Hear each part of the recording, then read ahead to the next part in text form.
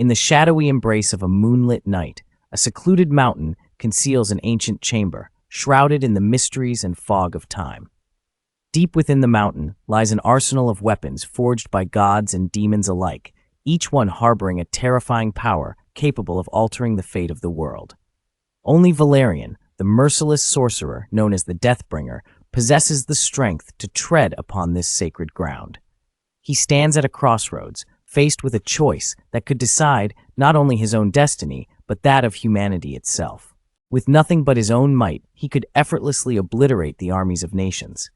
Yet, despite such overwhelming power, he finds himself shackled by unforeseen limitations, unable even to resurrect a mere fly.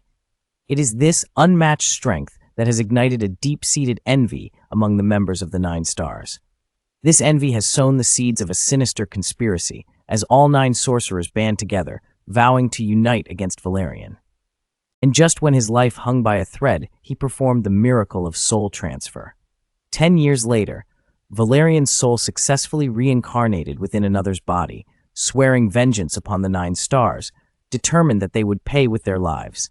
Yet as he realizes a decade has slipped by, he finds himself unable to summon even a flicker of magic from this new form.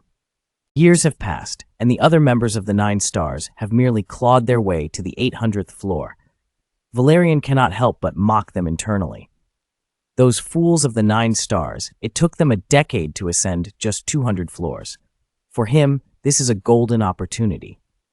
He stands poised to surpass them all. Though this body may be a novice, his soul is that of a master of death.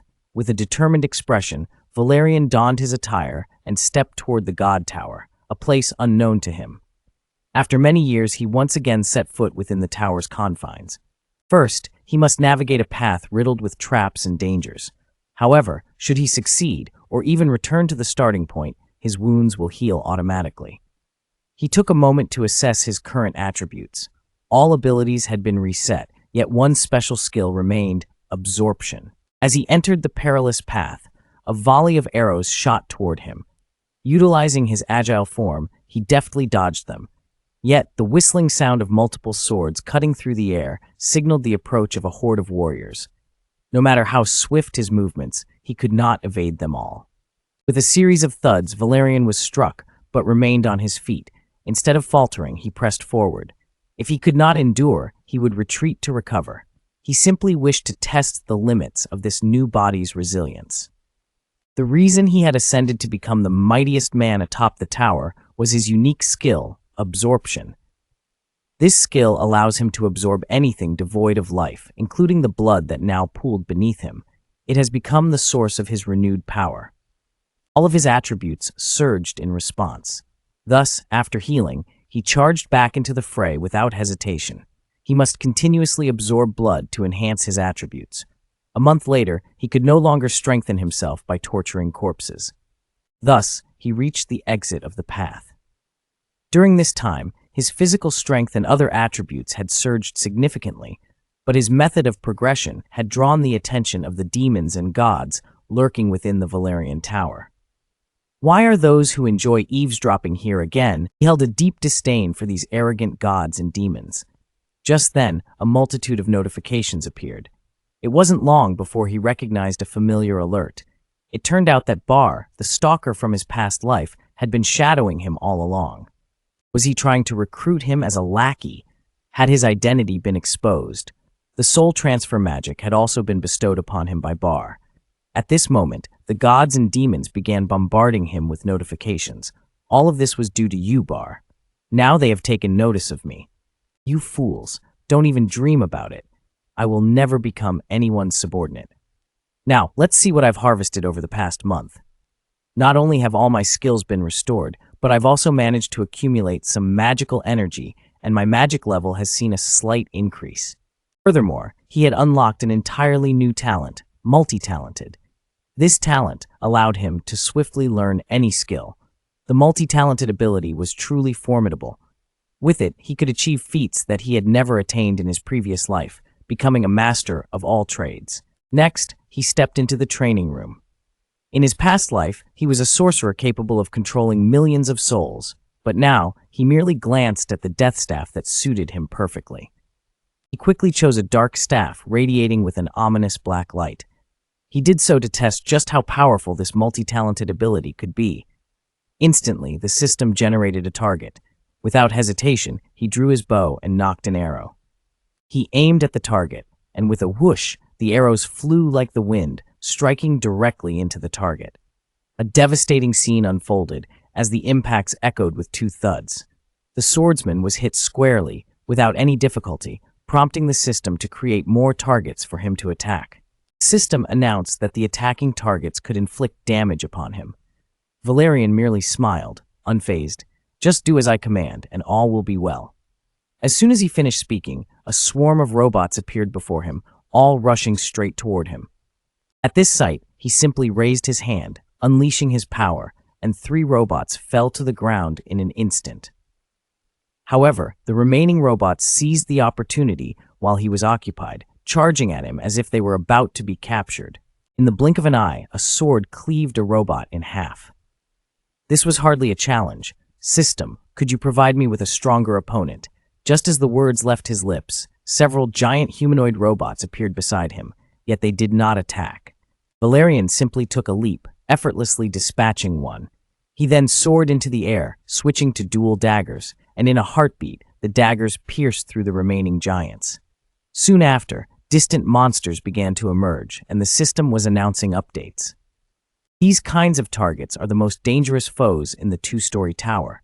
At this moment, Valerian merely smiled. "So, he is indeed the deadliest presence on this floor. It seems I must let my old companion take care of him." With that said, Valerian gripped the staff of the Deathbringer tightly. Immediately after, a surge of powerful energy erupted from the staff. Distant targets exploded into fragments. Such is the might of versatility. Holding the weapon felt second nature to him, as if he had wielded it for years. System notification. "Congratulations. You have unlocked the achievement Master of Versatility. Contribution points awarded 5,000.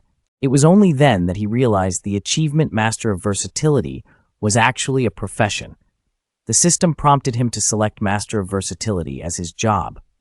Once he left the training chamber, he could not change his choice. At this moment, Valerian felt a pang of uncertainty. The prospect of becoming a Master of Versatility was indeed enticing, but he could not forsake his greatest advantage, being a death mage. "System, I wish to choose Master of Versatility as my secondary profession." The system coldly replied, "Cannot be done. A secondary profession can only be unlocked after surpassing 100 floors." Valerian responded nonchalantly, "I will use contribution points to unlock a secondary profession." The system was taken aback by his question. "How does a novice like you know of this option, Prang? Just let me know if you want to answer with a yes or no." "Yes, but your current contribution points are still insufficient." Valerian sighed in resignation. It seemed there was no choice but to use that trick. He pointed towards the despicable enemy behind him. "This pest not only keeps chattering at me, but also brazenly reveals his identity. He should have received some achievement for his first interaction with a deity." Sure enough, as soon as he spoke, the system announced Achievement Unlocked Converse with a Despicable One. Contribution points increased by only 200. Seeing that he had assisted me, the loathsome Bar shamelessly whined. To this, I could only plead with Bar not to make me feel disgusted. "System, can we now convert Master of Versatility into my secondary profession?" With a chime, the system confirmed, "Congratulations. You have successfully converted Master of Versatility into your secondary profession. Now destroy the training chamber and proceed to the first floor of the Divine Tower." As the energy from the staff of the Deathbringer exploded, a thunderous roar echoed, causing the ground to crack. "Monsters of the 9 stars, brace yourselves for my wrath." Valerian immediately entered the first floor of the Divine Tower, the Clue Forest. All around him, swarms of goblins thrived. Upon entering the forest, he spotted several newcomers surrounded by a horde of goblins. Just then, a knife-wielding goblin lunged unexpectedly from above, creating a massive explosion that tore open a rift in space. Valerian emerged from the rift, swiftly leaping onto the long-tailed goblin. "Ah, these pests! It has been a while since I last encountered them." The other 2 goblins roared in fury, but Valerian merely smiled in response. "Let's ascend together, you 2 bugs. I want to see how much power I will gain after devouring you." The newcomers attack like a storm. This new person is incredibly strong. From the looks of it, he seems to be just a magician, but a single kick has taken down that long-tailed goblin. A rough-looking newcomer wants to fight alongside Valerian, hoping to gain some advantage. But the response he receives is just a simple word: disappear. "If you dare take my prey, then be prepared to have it taken back." No sooner had he finished speaking than the three newcomers immediately fled. Right after, his remaining arm lunged forward wildly. Valerian just sneered in contempt. "Can't you wait to go down with your teammates? I just charged in as if I saw the demons of hell." Fear filled their eyes, and they screamed continuously as they turned their heads to flee. It was then that they realized I was their master. After saying this, a magic orb formed from converged energy appeared in his hand and instantly pierced through the bodies of the remaining two goblins. The system announces, "Welcome to the first floor of the God Tower. Kill 10 goblins to complete the mission and advance to the next level." Such a simple task, why not take the opportunity to achieve the Murderer achievement? It turns out that killing over 1,000 of a certain type of monster can earn you the corresponding Murderer achievement. In his previous life, he had nearly completed all the achievements. Looking at the goblin corpse before him, he wanted to see what it could offer him. Immediately after, the goblin's corpse transformed into a cloud of blood essence, which he inhaled. But as soon as he absorbed this blood essence, he was surprised to discover that he could see the goblin's memories from the past. Even more interesting, he could now understand the goblin's language. Without waiting any longer, he immediately checked his status to see the changes in his attributes. These stats have increased tremendously. His stats are even comparable to a player on the 10th floor. Could this be an additional attribute of the master of all secondary profession?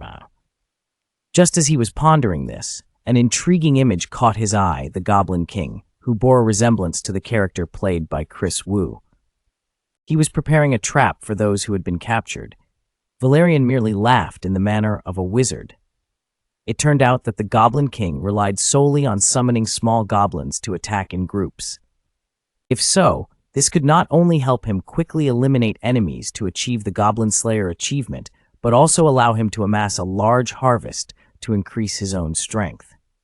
To counter him, it is first necessary to build an army of the undead. After speaking, he waved his hand, and the goblins immediately fell. A system notification appeared. "Congratulations, you have independently completed your job change to become the Lord of Death." Immediately after, the goblins that had been slain transformed into skeletal warriors. Kneeling before him, thanks to the memories from my past life, I had completed the job transfer independently. It was surprisingly easy. Yet there was another hidden profession to acquire on the 7th floor. The skeletal warrior from my past life glanced sideways and saw several goblins, terrified, huddled on the ground. Stay back, my undead warriors, bring all the goblins you see to me." Just a moment later, I decided to build an army of the undead. Then, relying on memories from my past life, I arrived at a thatched hut that seemed long abandoned. Immediately, I completed an energy orb, muttering to myself that with this amount of energy, who would dare stop me? Instantly, I powerfully kicked the floorboards away. Sure enough, beneath the floor lay a deep, bottomless pit. I began to navigate the passage, organizing magical treasures along the way, as I needed to complete a rare high-level farming quest set by a death mage. Eventually, I found myself before an officer radiating a dark aura. Within him lay the first death mage along with the job transfer official. As I poured my energy into investigating the officer, a voice emerged from the skeleton, exuding a terrifying presence. "You are the first death mage, Carl," I stated. Carl turned to me. "Could it be that you are my descendant?" I smiled enigmatically. "It's been a long time, old friend." Upon hearing the term old friend, Carl was momentarily taken aback. He looked a bit awkward and replied, "Very few do not feel fear when facing me. You've put me in quite an uncomfortable position." "Old man, do you really think the Lord of Death would fear a skeleton like you? I'm here because I read your journal. In my previous life, I had stumbled upon a hidden artifact, the journal of the death mage Carl, and had tried to prevent Carl from succumbing to it, but failed. Thus, in this life, when confronting him, my desire to conquer him surged forth. Carl nodded and said, "I truly admire your courage. Compared to the rude brat from 10 years ago, you are much stronger now." Hearing these words, I couldn't help but tremble.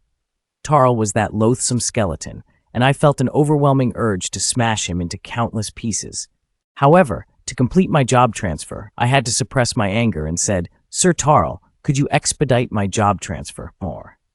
The advanced class of Lord of Death requires ascending to the 10th floor for the second transfer. Before Carl could respond, I presented my job transfer information for him to review. "See, I have become the Lord of Death." Upon seeing this, the dark eyes of Carl suddenly gleamed with brilliant light. "You accomplished the job transfer to the 10th floor all by yourself. Truly a genius. You surpass even that brat from before. So, Mr. Carl, can you assist me with my job transfer?" Now Carl replied, "Of course." With that, he began to chant a spell, raising his hand towards the heavens, as if communicating with an unseen entity. During this time, the life of Carl flashed before my eyes like a cinematic reel as the tower emerged on Earth. Tarl had ascended to become the supreme figure wielding the entirety of the tower's power. Despite being one of the most formidable death magicians, he had no intention of seeking strength from the golden bees. Instead, he immersed himself in enhancing the power of summoned creatures. What he desired was not monsters or death knights, but an entirely new breed of summoned beings. He believed that with the presence of souls from the deceased, he could summon a new species that would surpass all existing summoned creatures. After years of relentless research, he finally created a completely new profession, the Lord of Death. However, his weakened body could no longer endure. The profession of Lord of Death was teetering on the brink of extinction. To safeguard the legacy of this profession, he made a final fateful choice. He invoked an ancient, long-forgotten spell to transform himself into a being akin to an NPC, waiting for the arrival of a descendant who could restore his former glory. Just a moment later, the job change ceremony was finally complete. "Kid, you're not too shabby. From now on, you'll be the third generation of death magicians. The Soul Forge will aid you in capturing souls and also allow you to summon soul-infused creatures. Congratulations, little Ngay. I hope you conquer new heights. Let everyone witness the power of the lineage of the Lord of Death." Upon hearing this, Valerian merely smiled and replied, "Thank you, Senior. I will utilize the Soul Forge you bestowed upon me, and the first soul I capture will be yours, Carl. As for the grand aspirations of the Lord's lineage, I believe it's best left for you to fulfill." Hearing these words, Carl was taken aback. "What are you talking about?" Then he shouted, "Have you forgotten the promise in the journal? Do you intend to break that vow?" Valerian stepped closer to Carl, stating, "Senior, perhaps you have misunderstood. You entrusted your dreams to another. Today, I will assist you in breaking this bad habit." With that, Valerian activated the Soul Forge, calling out loudly, "Souls, gather." Instantly, Carl's soul was gradually drawn into the forge. In that moment, Carl refused to be manipulated any longer. "I am Carl. How could you imprison me in the Soul Forge?" With that, he immediately shed his magical cloak, severing the connection to his soul. Reduced to a mere skeleton, Carl raised a middle finger and said, "Are you trying to get my attention? You're still too green. Goodbye, kid." With those words, he turned to flee. But at that moment, Valerian maintained his composure, and just as Carl attempted to escape, he unexpectedly collided with an invisible wall. That was the magical trap Valerian had set along the way. At this point, Carl wondered how a newcomer could set such a trap. Valerian stepped forward slowly and said, "This is the magical prison prepared especially for you. This action will bring you dire consequences. Do you believe that with just one punch, I could shatter this prison thing? But little do you know, the entire path ahead is lined with precious stones." Valerian remarked, "Although this prison is easy to destroy, there is something waiting behind it. What awaits you is 1,000 magical prisons." At this moment, Carl realized that the man who had climbed to the first floor was truly terrifying. Enraged, he demanded, "Who on earth are you?" Valerian slowly lifted his hood, saying, "Even though I failed in my previous life, this time I will surely capture you, Carl." Upon hearing the words previous life, Carl's heart skipped a beat. Could it be that he was the disrespectful brat they spoke of? Surely, a second-generation necromancer could also be considered a third generation. At this moment, Carl began to grasp the true terror of the man before him. At this point, Valerian began to gather Carl's soul, leaving him with no escape. Carl's soul was being diluted at a speed visible to the naked eye. Soon, he became nothing more than a lifeless skeleton, devoid of vitality. Carl, don't be too angry. By my side, you will have everything you desire. Just then, as Valerian drained his soul, Carl's form was restored. Yet this only fueled his fury. Do you dare treat me like a mere spirit to control? Valerian merely smiled. You were quite handsome in your youth. Faced with this mockery, Carl suddenly unleashed a deadly, overwhelming power. You dare to belittle me, a first-generation necromancer. But before he could finish, Carl found himself frozen in place. It turned out all his strength relied on Valerian's support. If that support ceased, he would instantly vanish. Though he harbored countless grievances, Carl had no choice but to comply. Moreover, Carl, don't forget I possess another skill. Do you remember how you dealt with the disobedient summoned creatures? If you continue to seek trouble, don't blame me for not giving you a heads-up. Hearing this, Carl broke into a cold sweat. This meant that if he didn't fully submit right now, he would be devoured. Reluctantly, Carl had to yield. What do you want me to do for you? Valerian pointed towards a distant castle. We need to go wipe out the goblin nest there. In other words, if he didn't completely obey right now, he would be consumed.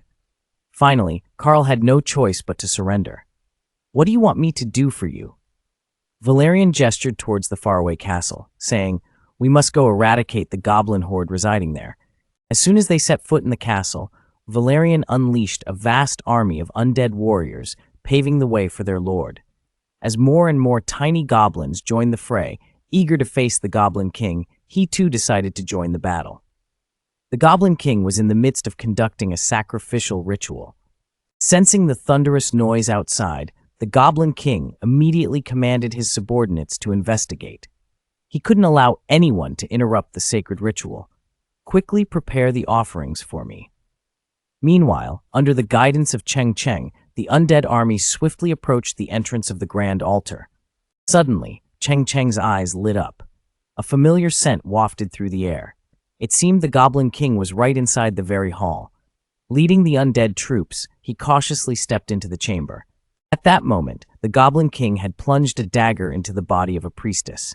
It wasn't enough to satisfy the princess' insatiable thirst. There was still much more to fulfill. Just then, two small goblins dragged a woman toward him. The priestess turned out to be a member of the monster clan. This was a sacrificial offering far superior to any human. Gripping the woman's arm tightly, he believed she would finally quench the princess' desires. But as he reveled in his triumph, a swift blade whizzed by, forcing him to release her. The Goblin King looked up in shock. It's you, the one who dared intrude and disrupt my ceremony. What are you doing here? Are you fighting or summoning offerings? I advise you not to meddle in my affairs. This is a matter I must intervene in, and I intend to devour you. Such arrogance from a mere child. Offer your life. A creature wielding power on the first level still dared to act so brazenly. If you kneel and apologize, perhaps I will spare you. Just as the two were engaged in a battle of wits, the monster girl beside them saw an opportunity and prepared to flee. But the Goblin King was not about to let her escape so easily.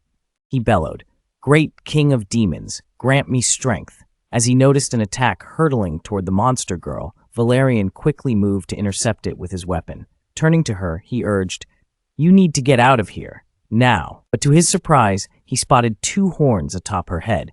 It was clear she belonged to the monster clan. Legend spoke of this powerful race existing only on the 100th floor of the Divine Tower. What was a small girl like her doing down here? Had something happened on the 100th floor? As he pondered this, Goblin King roared in fury, You dare interfere with the sacrificial rite. I am preparing for the princess. With that, he suddenly detonated the goblin guards surrounding him. In that instant, energy exploded from the corpses, but for Valerian, this energy was insufficient to cause him distress as he unleashed a punch toward the Goblin King. The Goblin King was taken aback. How could someone from the first floor possess such formidable strength? As Valerian prepared to deliver a decisive blow, the Goblin King suddenly tilted his head back and howled, "Oh, demon lord, keeper of death, save me!" At that moment, the blood within him began to boil. In the next instant, a colossal hand emerged, grasping Valerian's body. He looked around and realized this was a blood puppet. How could this creature summon such a powerful demon? Before Valerian could react, the giant hand slammed him into the ground. Upon witnessing this scene, the Goblin King couldn't help but feel triumphant. "Ha ha! Did you see that humans have now witnessed my power? How dare you mention the summoning technique in my presence? It's like brandishing a sword before Guangong, truly a death wish," he boldly declared. "Let me show you what true summoning looks like." Suddenly, countless wretched souls surged into the blood puppet's body, causing it to writhe in turmoil. The belly of the blood puppet began to swell uncontrollably. In mere moments, the blood puppet's body had disintegrated into nothingness. At that moment, the Goblin King scratched his head in confusion. How could such a powerful blood puppet be so easily defeated by someone from the first floor? Valerian was equally astonished. This blood puppet couldn't possibly be summoned by just a single goblin, could it? It must be the demon controlling death that made this possible, right? At that, Boone furiously nodded.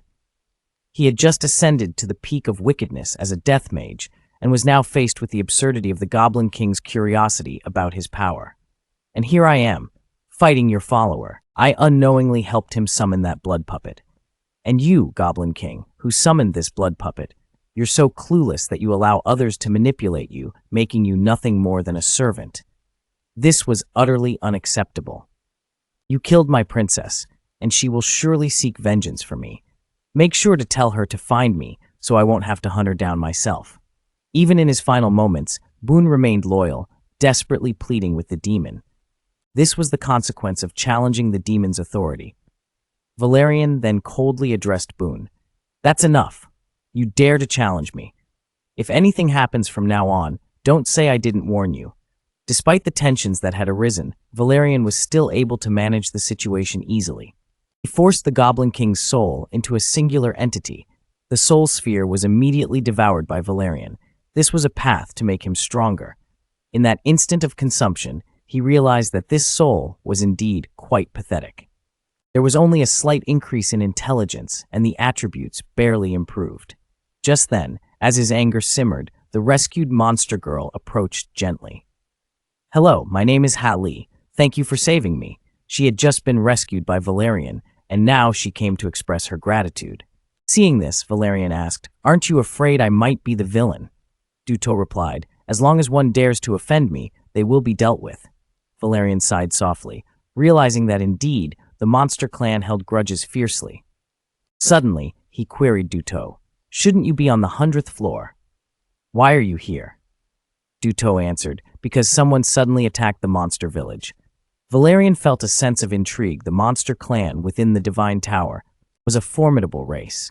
Even the ordinary families would hesitate to provoke them. Upon reflection, only the 4 great royal clans would dare to do so.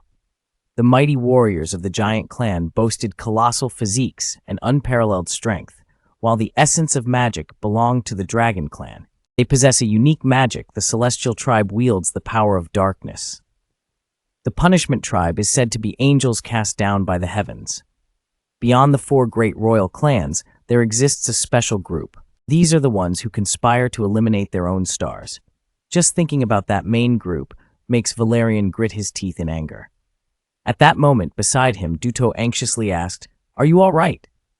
Having witnessed his power, Duto felt the urge to follow him for his own protection. After a moment of contemplation, Duto, though still young, realized he was a member of the demon tribe, and who knows, he might become a formidable force in the future. Cheng Cheng silently nodded in agreement. Meanwhile, Duto appeared strong and cheerful like a child. Just a second later, a sign of armor suddenly appeared on the corpse of the Goblin King. He then began to remove that armor. At this time, Carl arrived to report that all the goblins in the city had been turned into zombies. Duto, hiding behind Valerian, whispered, "This person is truly terrifying." Carl pointed at the child beside him and remarked, "Did you see that?" Of course, Valerian explained that Duto had been communicating with monsters since childhood. Suddenly, the system issued a mission command. Whoever defeats the Goblin King will have the chance to activate the monster assault. Upon hearing this, Valerian's mouth fell open in disbelief. Finally, I am getting what I wanted. However, both Carl and Duto felt that this was too reckless. Valerian merely smiled faintly. The reason I'm here to eliminate the Goblin King is precisely because of this place. The gods and demons around also deemed Valerian too reckless and warned that his choices could lead to his demise.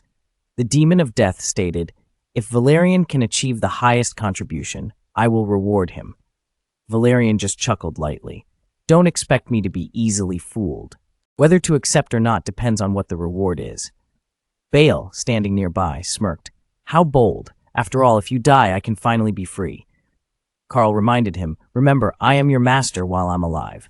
Even in death, you will remain my slave. After saying this, he immediately pressed the confirmation button.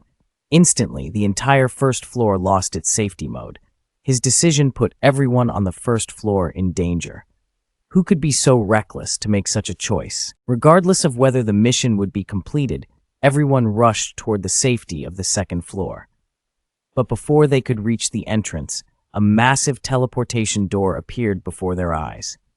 From within, countless goblins emerged, leaving everyone stunned with mouths agape. Damn it, there are so many.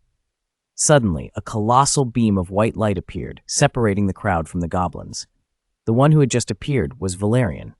He smiled at everyone, saying, "This is my battlefield. Anyone who dares to touch my prey will meet but one fate death." Everyone was astonished. Could he really take on this entire goblin army by himself? Valerian, however, showed no signs of worry as she activated her soul summoning skill. As her skill activated, a swarm of deathly soldiers erupted from her being. The soul of the monarch. How could a monarch's soul appear on the first floor? Duto wanted to assist her in exterminating the goblins, but he had to hurry. Otherwise, the entire army of the dead would wipe him out. Hearing this, Duto shook off his hesitation and summoned a crimson weapon from the void, adorned with deadly spikes on both sides. The weapon began to spin and elongated as a brilliant aura of spiritual energy enveloped Duto's hands. Valerian was taken aback. This sword was definitely not ordinary. The way she wielded it spoke of mastery.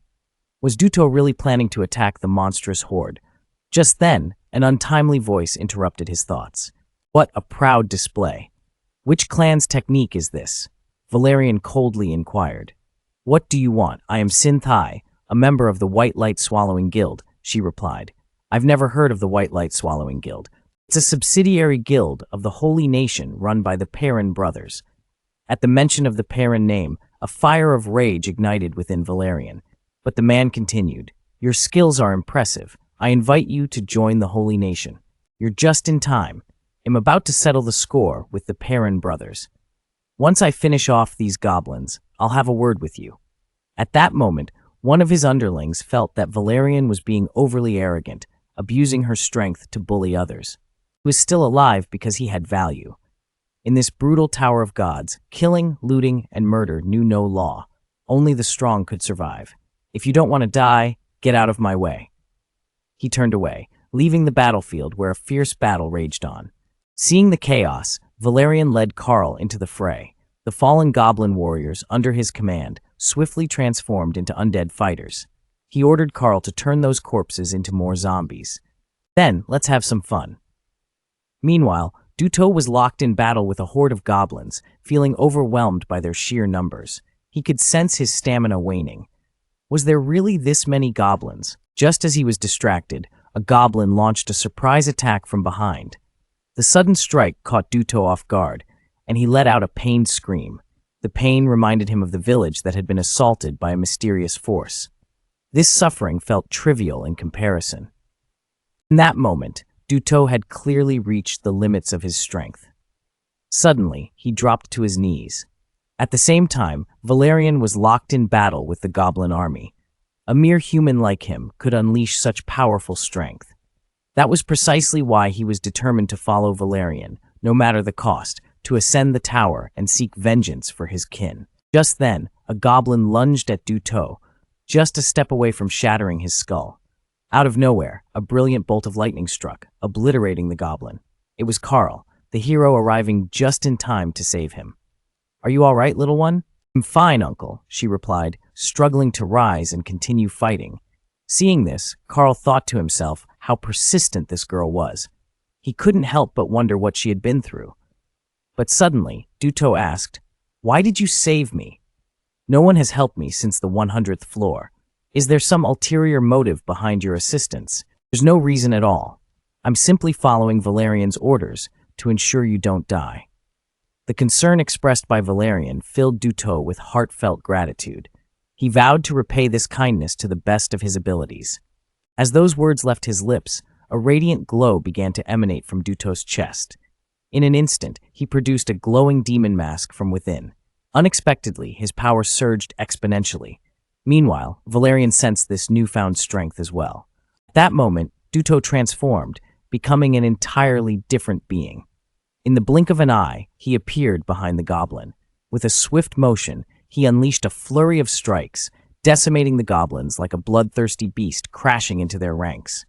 This spectacle exhilarated Valerian, further affirming his theory. Indeed, the mysterious force that attacked Duto's village was aimed at capturing him. What secret did he harbor? For now, it was best to keep him in the dark. The battle was drawing to a close, only 1 minute remained. As expected, the mysterious force assaulting Duto's village was there to abduct him. What could he possibly be hiding? For now, it was prudent to keep that information from him. The conflict was nearing its end, just 1 more minute to go. The portal began to shrink gradually. After the last goblin fell, the portal snapped shut, marking the end of this invasion. The system officially announced, "Congratulations, you have successfully thwarted the monster attack." At that moment, Duto was utterly exhausted. Just as he felt he was about to collapse, a strong hand lifted him. "Are you okay? You shouldn't use that skill in situations like this. I can manage on my own." A simple inquiry of concern made Duto blush fiercely with embarrassment. He quickly turned away and accessed the system status through contribution points totaling 123. The character would receive a reward. Valerian smiled mysteriously. "Good, it's time to calculate a few things now that the goblin army's assault has ended." This made Duto suddenly blush with embarrassment. He quickly turned away and opened the status system through contribution points. 123 points. The character will receive a reward. Valerian smiled mysteriously. "Good, it's time to calculate a bit after the goblin army's attack has ended." In total, more than 2,500 enemies were defeated. The system announced the achievement Goblin Hunter has been completed.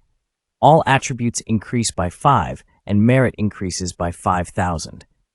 Though modest, this achievement reward will be quite useful for the future, as long as one keeps learning new skills. This value will be amplified infinitely. This is truly something to look forward to. The 3 of them will receive their corresponding rewards. Carl, revealing himself as an undead, stated that he cannot utilize the rewards. Seeing this, Duto reluctantly decided to give his share of the reward to Carl. "I hope you understand me. I've been betrayed once before, so I must hold back." After that, Valerian looked at Duto and said, "If you want me to fully trust you, then do something that pleases me. Otherwise, I cannot continue traveling with you." Hearing his words, Duto assured him, "I will not betray your trust." With that, Duto's expression suddenly turned serious. In the very next moment, he unexpectedly opened a portal within his body and retrieved a monstrous mask. "Can I give you this mask?" he asked. Valerian exclaimed, "Are you really willing to give your clan's monstrous mask to an outsider? How can this be? This is something that can only be gifted once during a lifetime proposal, and moreover, it embodies the essence of the power of the Beast clan." With a look of astonishment, Valerian questioned, "Why would you want to give that mask to him? Because by doing so, you will trust that I am not betraying you, and it is also to repay your life-saving grace. This mask is truly too precious." "I always felt you had another purpose," Duto slowly replied. "I seek vengeance. Perhaps I haven't explained myself clearly to you before. In fact, my village was completely burned to the ground.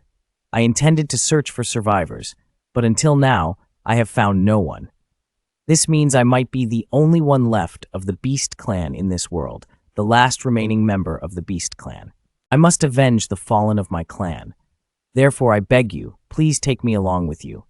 Valerian contemplated for a moment. This girl seems to be like me. Very well, I agree with you. Unless you wish to die, do not even think about betraying me. Oh, by the way, this monstrous mask belongs to the Beast clan. I do not need it, Valerian agreed. At this moment, Duto smiled like a child. Thank you, big brother. Seeing Duto smile, his brother immediately froze in place. Call me whatever you like. As soon as he finished speaking, he tossed 3 reward crystals into the air. In an instant, the 3 crystals transformed into 3 sparkling pieces of jewelry. A magic ring that adds 5 magical power and reduces magic consumption by 10. A pair of magical earrings that increases magical power by 5. Decrease magical consumption by 15. Magical necklace grants 5 magical power. Reduces magical consumption by 20. Not bad at all.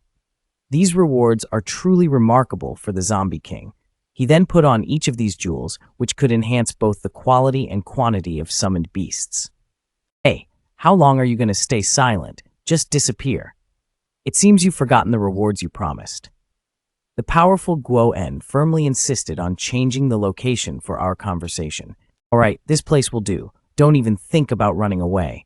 The demon managing death, Guo-en said. Stop pushing him too hard. Right after that, a surge of sinister energy erupted forth.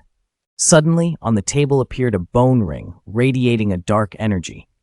It seems like his wedding preparations have been meticulously arranged for today. Let me take a look. He widened his eyes in astonishment.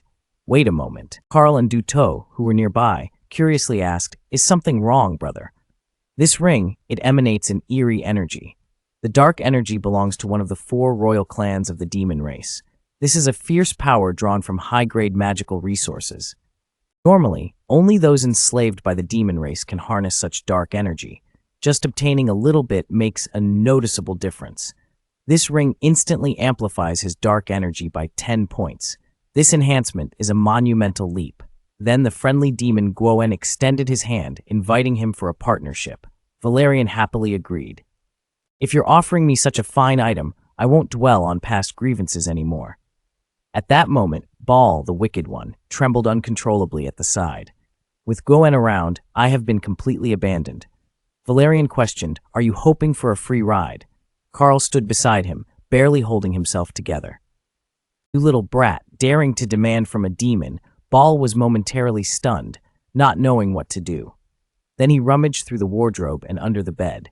Don't cause a ruckus. If you want to follow me forever, then name your price. After a moment of contemplation, Baal decided to issue a mission to Valerian. What mission is it, Baal? Are you serious? Then Baal confirmed, I want to assign you a mission. Carl chimed in. The tasks given by demons are never simple. You must seize this opportunity. All right, Baal, if you're being this sincere, then I'll grant you this chance. But Valerian firmly stated, I must choose for myself, because if I fail, I will become Baal's envoy. Baal fell silent for a moment, then cheerfully shook hands with Valerian. Duto asked, Brother, what's our next plan? Of course, we'll send Tal to capture that so-called ecological. Tal has dispatched his army of undead to follow him. Right now, he's still on the first floor. All right, I'll head out first, Duto said. Let's take a stroll, chat a bit, and tell me about your demon clan's masks, Duto said as he walked. Actually, there's nothing much to it. After all, it's just to awaken one's master with demon characteristics. The demons possess the ability to guide and wield divine powers, even foreseeing the future. This ability is known as prophecy. Valerian sighed, wishing he could choose a combat ability instead. Perhaps that would be better. Brother, you're underestimating the power of prophecy, Duto remarked. In the past, outsiders would offer valuable items to the elders of the clan to have them predict the future. They were always anxious about what lay ahead, seeking to alter their fate through this means. Valerian smirked slightly. That's just superstition. Isn't it more straightforward to rely on one's own strength to bring about change? Duto turned around, closed his eyes, and replied, That's great. It seems my abilities align perfectly with yours. Valerian raised an eyebrow. Why is that? Because my ability is combat prediction, anticipating the moves of both sides in battle. So, brother, do you find me useful now? As soon as he finished speaking, Valerian stepped forward and embraced Duto tightly, catching him off guard. This ability is truly perfect. At that moment, Duto's face turned a deep shade of crimson. Whether faced with an assassin swordsman or an archer, would they have the strength to fight against such dazzling stars? After saying that, he held Duto even closer. Thank you so much. Meanwhile, Baal and the nine-tailed fox were enjoying their meals beside them. Baal, you curious one, stay away from me. Valerian patted his head. I'm sorry, there was just a little incident, Duto said. It's fine. I'm just glad to help you. I will definitely repay you for this. And I will help you take revenge. Thank you so much. Then I rely on you. The scenery shifted, revealing Carl tightly gripping Ecstasy's face. Stop squirming, your friends have abandoned you. Just obediently go meet my master. That guy really doesn't realize how troublesome it is to deal with the living souls of 8 people. Why haven't they arrived yet? After he spoke, 2 figures suddenly appeared behind Carl. Well done, Carl exclaimed angrily. Why did you all arrive late? I was almost out of energy. This guy keeps trying to escape. At that moment, Valerian slowly drew his sword. Release him first. With that, the sharp blade plunged deep into the tree trunk. This is your sword. Do you want it? But first, you must choose how to carry this sword. Hold it in your hand or embed it into your body. It all depends on how you answer my question. Now tell me everything about being consumed by the light. Ecstasy, with a face full of fear, slowly began to divulge every detail. Watching Ecstasy leave in such a pitiful state, Carl questioned, Is that it? Just letting him go like that. It's fine. I will systematically defeat the entire group under the Holy White. I will defeat the enemies and lay the foundation for the production guilds. But first, my priority is to complete the mission Baal entrusted to me. The 3 of them then prepared to ascend to the 2nd level of the Divine Tower. Upon their arrival, everyone present was immediately astonished. What is that? The legendary Beast Mask, a cautious figure from the Academy, inquired, What is your name? Do you belong to a guild? Valerian didn't want to reveal his real name. I am called the Monster Mask. With that, the 3 of them stepped through the portal into the 2nd floor of the Divine Tower. All we need to do is eliminate the goblins and goblin warriors, and we can access the 3rd floor. This task is truly too simple, lacking any challenge. Baal, this mission falls to you. Are you treating me like free labor? Remember, you must capture me. I need to use the mana for a little experiment. If you want to observe, hurry and enjoy it, Carl said reluctantly. This guy is truly cunning, but don't waste all your mana. You must wait for my return. Cheng Cheng gazed at the demonic ring on his finger, hoping it would bring him an unexpected surprise. After whispering a prayer, he implored, 4 great royal families, grant me the strength of the demon race. Suddenly, a swirl of dark purple demonic energy burst forth from the ring. At that moment, a goblin with its tongue hanging out rushed towards him. It turned out that this goblin was mesmerized by Du Tuo's beauty. Just in time to find you, it exclaimed, and with that, the stream of demonic energy surged forth. However, this lecherous goblin managed to dodge the onslaught of demonic energy. Unfortunately for him, he sidestepped an attack that didn't even need to hit its target. With that, the goblin was reduced to nothing but ash. The reason was simple. Low-level monsters couldn't withstand the frenzied power of demonic energy. Now came the crucial part. Infusing the demonic energy into a corpse would create even stronger undead warriors. But just as he prepared to merge the demonic energy with the undead essence, a sharp pain pierced through Cheng Cheng's bones, making him gasp in agony. This is bad. The undead essence can't endure the demonic energy. It's about to collapse. It seemed the demonic energy was too potent, so he instantly reduced it from 10 points to just 1. After a series of arduous maneuvers, at last, a demonic energy-infused undead warrior was born. The races outside the demon realm had likely never used pure demonic energy, hence everyone was unaware that it could easily be depleted. Just then, Carl completed his task and approached him. That's incredible. Perfect fusion. This demonic energy-infused undead warrior shall be named Demon Spirit Warrior, Cheng Cheng declared. That sounds splendid. Truly worthy of being my disciple. Your skills are truly remarkable. Cheng Cheng inquired somewhat helplessly. So, does that mean I have to infuse demonic energy each time? That sounds rather troublesome. What if I could summon the corpses myself? Meanwhile, Cheng Cheng also mentioned he was somewhat skilled at corpse summoning. He chuckled lightly. It seems you finally learned to respect yourself. Now, let me show you what a true corpse summoning looks like. In the next instant, an overwhelming wave of undead energy erupted from his body. Tal, stop.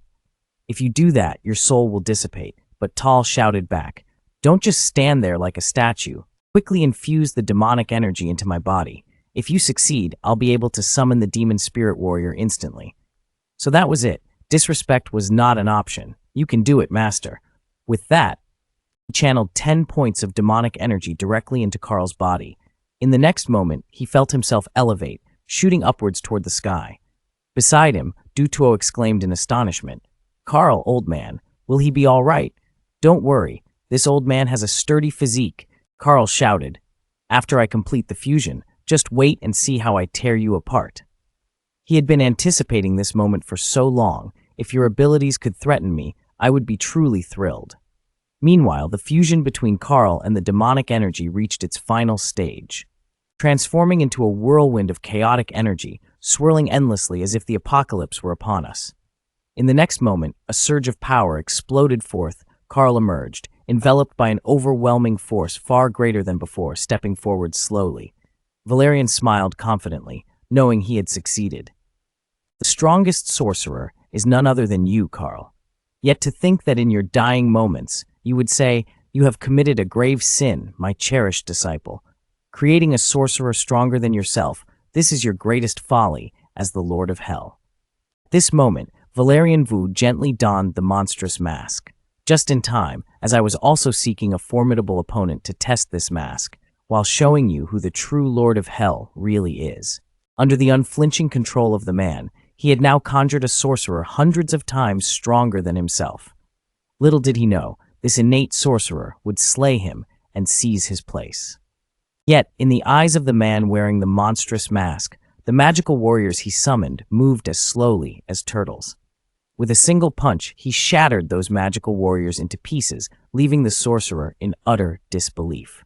The scene sent this sorcerer flying away.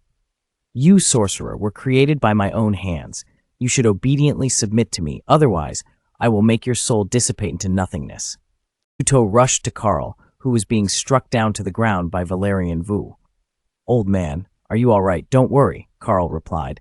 This body can withstand ordinary punches, of course. It wouldn't harm me. But even now, his face felt hot and stinging. Dutuo cautiously asked, Brother, did you use the power of the mask earlier? Yes, Carl confirmed. When I wore the mask, everything around me seemed to slow down, as if I had reached the pinnacle of perfection. If what you say is true, it seems to be a side effect of not using the mask's power correctly. What a side effect from improper use. If that's a side effect, just how powerful would it be if used correctly? Dutuo slowly explained, the enemy's movement slowing down is just the basics. After that, you should be able to predict their actions. Valerian Vu excitedly clenched Dutuo's hand. Hurry, tell me how to reach that level. Dutuo admitted that he wasn't entirely sure. It's as if that ability just came to me naturally. Valerian Vu chuckled. Forget it. Dutuo is a genius among the monster clan. For him, this is as easy as breathing. Immediately, Dutuo curiously asked, Brother, do you feel dizzy at all? Valerian Vu replied, Not at all. Why, is there something strange? He noted that monsters who hadn't properly trained often felt dizzy and nauseous. But you're human. Why do you feel nothing at all? Valerian Vu looked puzzled. It's because I didn't use my predictive ability at all, he explained. Then Valerian Vu gently rubbed Dutuo's forehead. Thank you. Without you, who knows how arrogant Carl would have become. From a death mage evolving into a power mage, tenfold stronger, and yet this kid still overwhelms me. Valerian Vu looked at Carl with a sympathetic gaze. Old man, there's no need to be sad. At this moment, Carl resembled a 3-year-old child who had just found his mother. He clung tightly to Dutuo, tears and snot running down his face. I'm crying so much. Can you comfort me? Then he turned to the goblin beside him. Hey, Dutuo, why is that goblin still standing there? Didn't you catch enough of them? Do I have to capture them myself?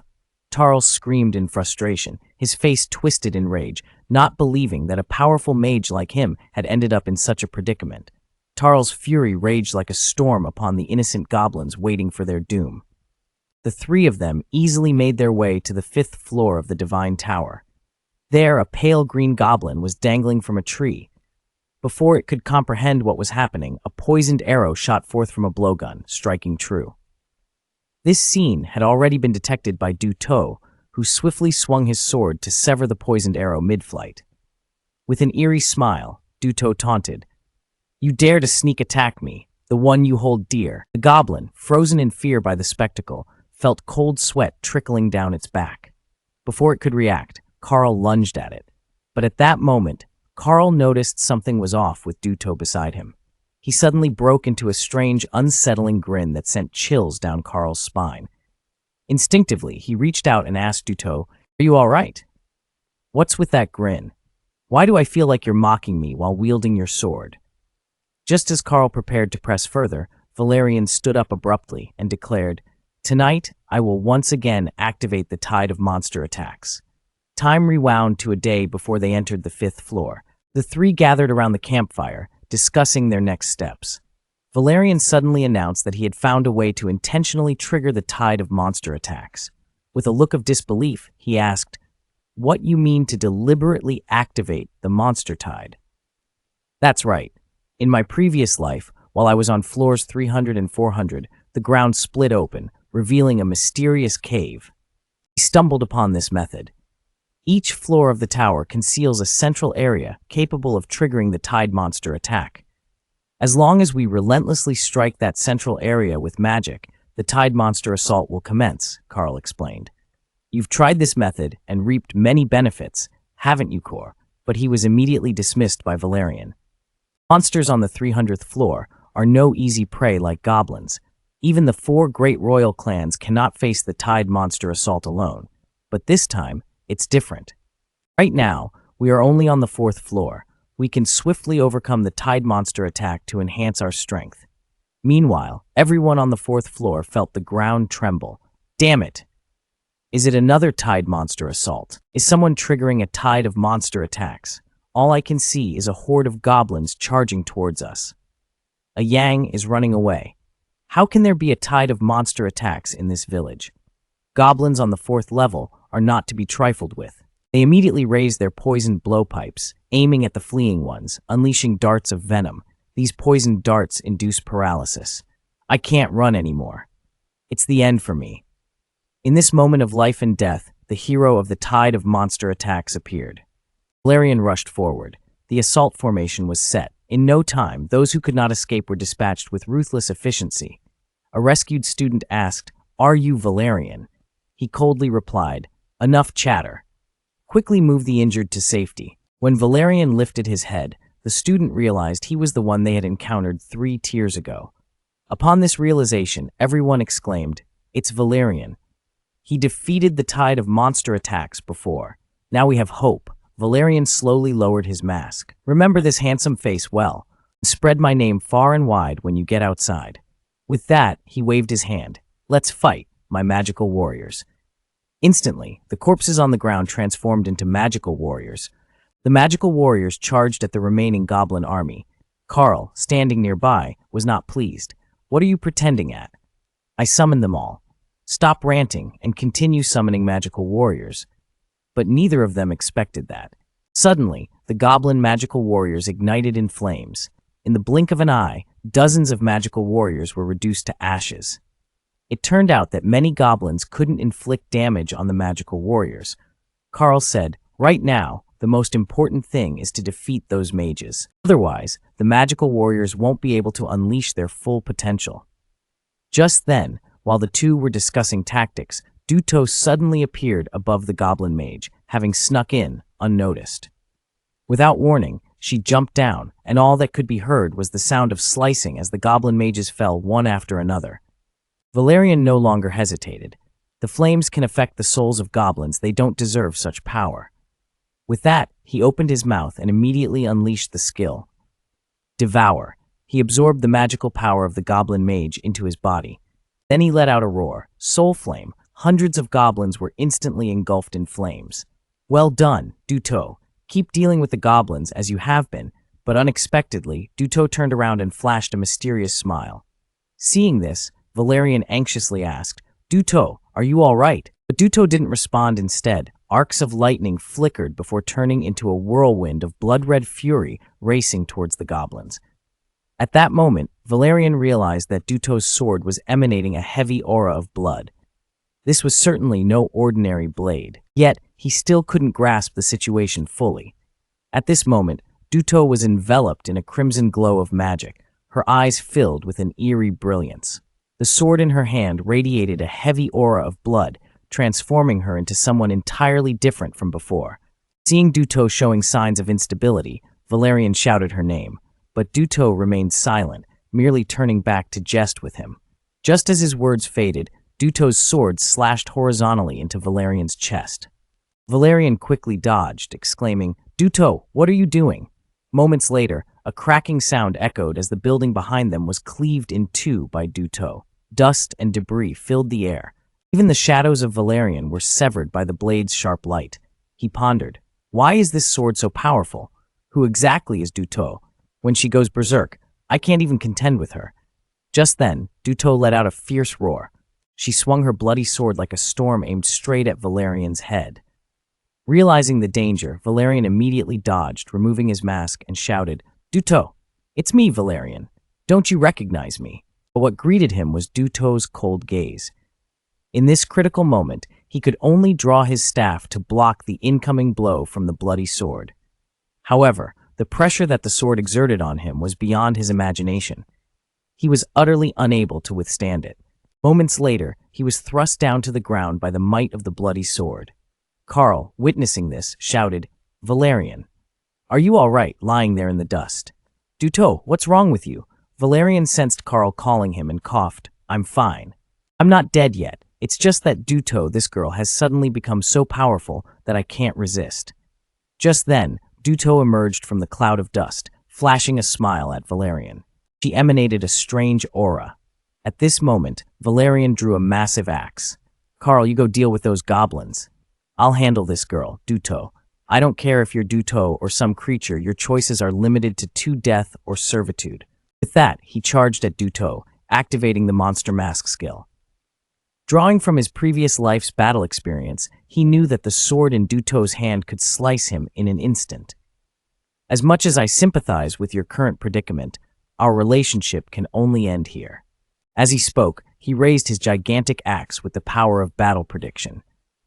Just as the axe was about to strike Duto's head, her mind suddenly cleared, and she shouted, "Brother-or." At that moment, Valerian's attack slowed for a heartbeat. But that single heartbeat was all it took for Duto to block the descending axe with one hand. Valerian was immediately taken aback. Is this the battle prediction of Duto? He thought. Moments later, Duto flashed a mysterious smile at Valerian, perhaps thinking to herself, how arrogant to flaunt a great axe before a warrior like Guangong.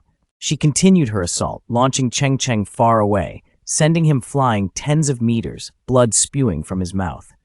At that moment, Cheng Cheng was utterly exhausted, barely managing to prop himself up with his hands. Just then, Dutuo regained her composure. Looking toward Cheng Cheng in the distance, she intended to say something, but suddenly, the ground before her erupted, revealing thousands of skeletal hands reaching upward. Cheng Cheng whispered, "The souls sleeping beneath the earth, rise now. Crush this wicked girl before you." Instantly, the spirit warriors charged at Dutuo like a torrential downpour. In her moment of panic, not knowing what to do, the spirit warriors launched their attack. I couldn't even catch a glimpse of how the spirit warriors were severed. Could it be that he was employing combat prediction? With his current strength, he truly couldn't handle this. Realizing she was trapped, Dutuo had no choice but to flee, unleashing a wave of dark energy. As the mist enveloped her, she quickly escaped from that place.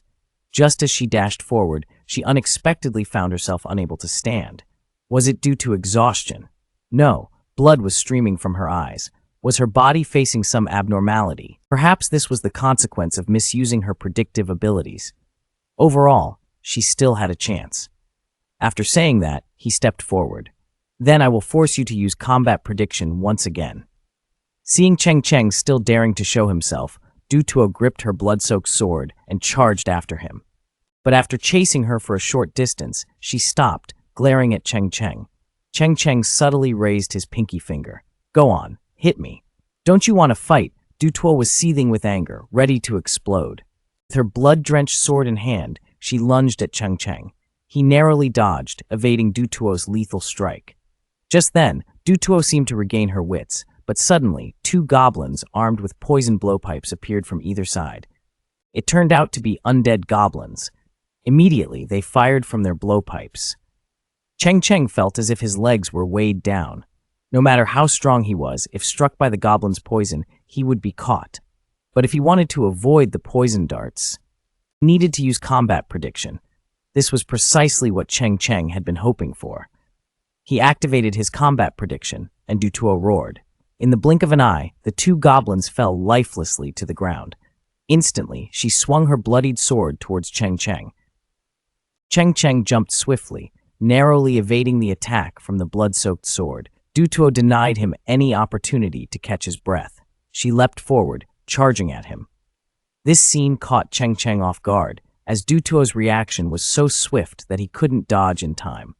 He could only watch helplessly as the bloodied sword hurtled toward him. Was Cheng Cheng truly destined to die under this flower, becoming a ghost himself? Even as a spirit, there was a certain allure to it. Just as Cheng Cheng was about to pay the ultimate price with his life, suddenly, the poisoned needle of the goblin zombie pierced Yusu's shoulder, leaving him momentarily stunned. It turned out that Che Cheng Yu had made the zombie stab through his own body, catching Yusu off guard. "Boss, let's see how I perform this time," he thought. "You better throw in some chicken feet for me." "What do you mean, add anything? Can't you see I've been poisoned?" Yusu retorted angrily. "Hurry up and get that poison needle for me. Aren't you supposed to be strong? Keep going." Che Cheng Yu shot back. Little did they know, in the next moment, Yusu could no longer keep his balance and began to crumble. Che Cheng Yu rushed forward to catch him, his mind racing as he contemplated how to handle this awkward situation. Yusu had managed to develop an immunity to toxins through chewing, but now he lay unconscious beside him. The weight of Yusu's potential weighed heavily on Che Cheng Yu. The scenery shifted, and Yusu found himself falling into an unknown realm. "Is this my body?" he wondered. "Where am I?" As he grasped the blood sword in his mind, a shadowy figure suddenly appeared, fixated on him. The guardian of this place turned out to be a tiny ghost. "Are you a monster?" Yusu asked. The figure replied, "You're only half right." In the next moment, he thrust his sword into a vulnerable spot of Yusu's. "Because you are a descendant of the monster clan, don't blame me for not warning you. If you dare to pull out this sword so easily again, I will consume your consciousness." Before he could finish, Yusu suddenly opened his eyes. "Hey, look, Yusu is awake." Che Cheng Yu exclaimed, "Do you remember what you did to me just now?" Yusu shook his head, claiming he had no recollection of anything. Afterwards, the three of them made their way to a town on the 6th floor of the Divine Tower. The two decided to let Yusu rest and regain his strength before they would charge together to the 10th floor, but first, they had to deal with the boss on the 9th floor. Carl said, "The boss on the 9th floor is a half-beast warrior of royal level." Hearing this, Yusu replied, "Then let's wait for me to recover, and we'll fight together." But Che Cheng Yu splashed cold water on the enthusiasm. "Nah, it's better if each of us looks after ourselves." Yusu exclaimed in surprise, "Brother, why are you planning to abandon me?"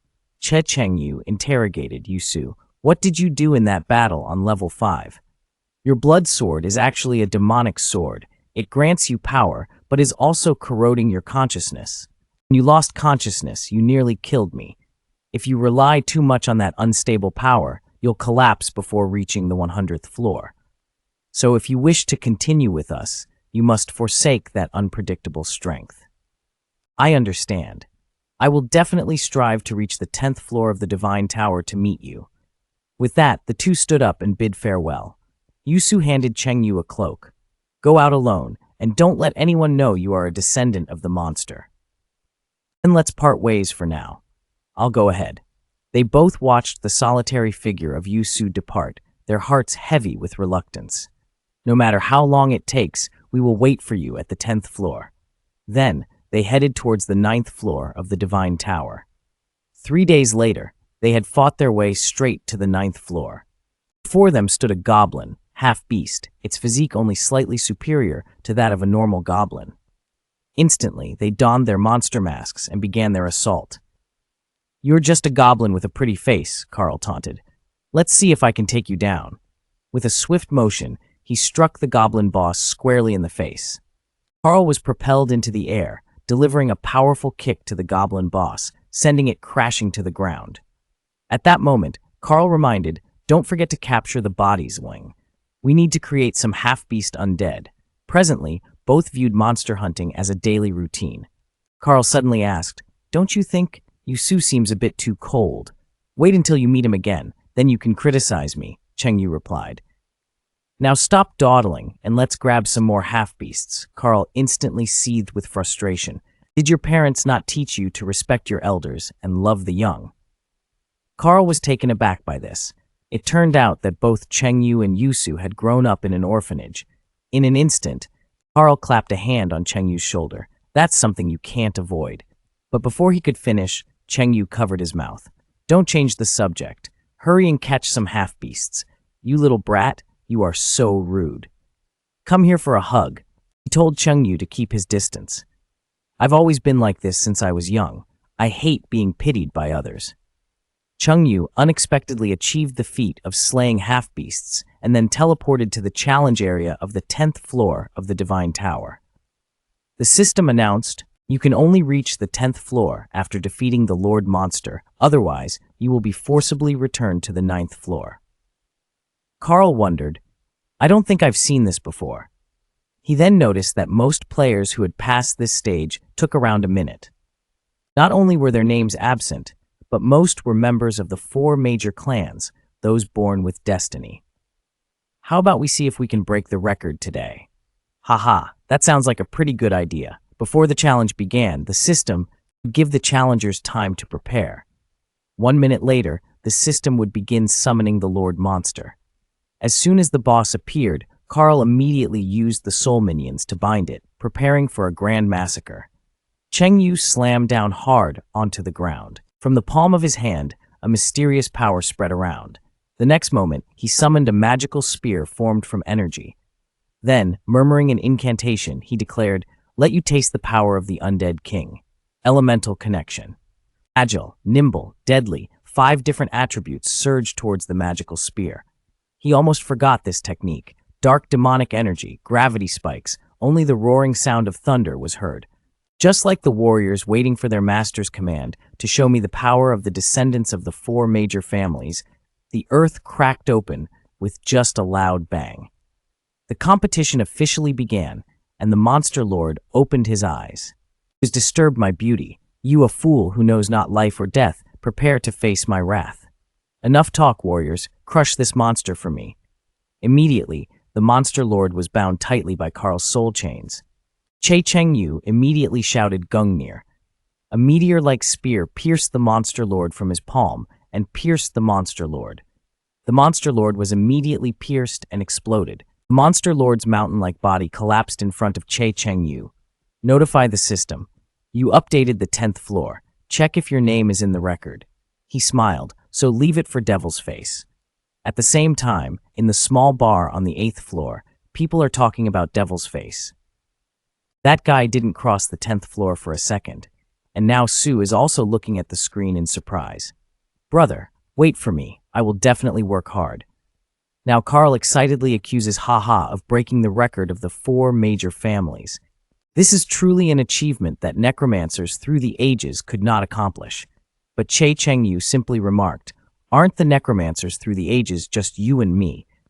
Don't delay any longer. There are still many tasks waiting for us to handle above."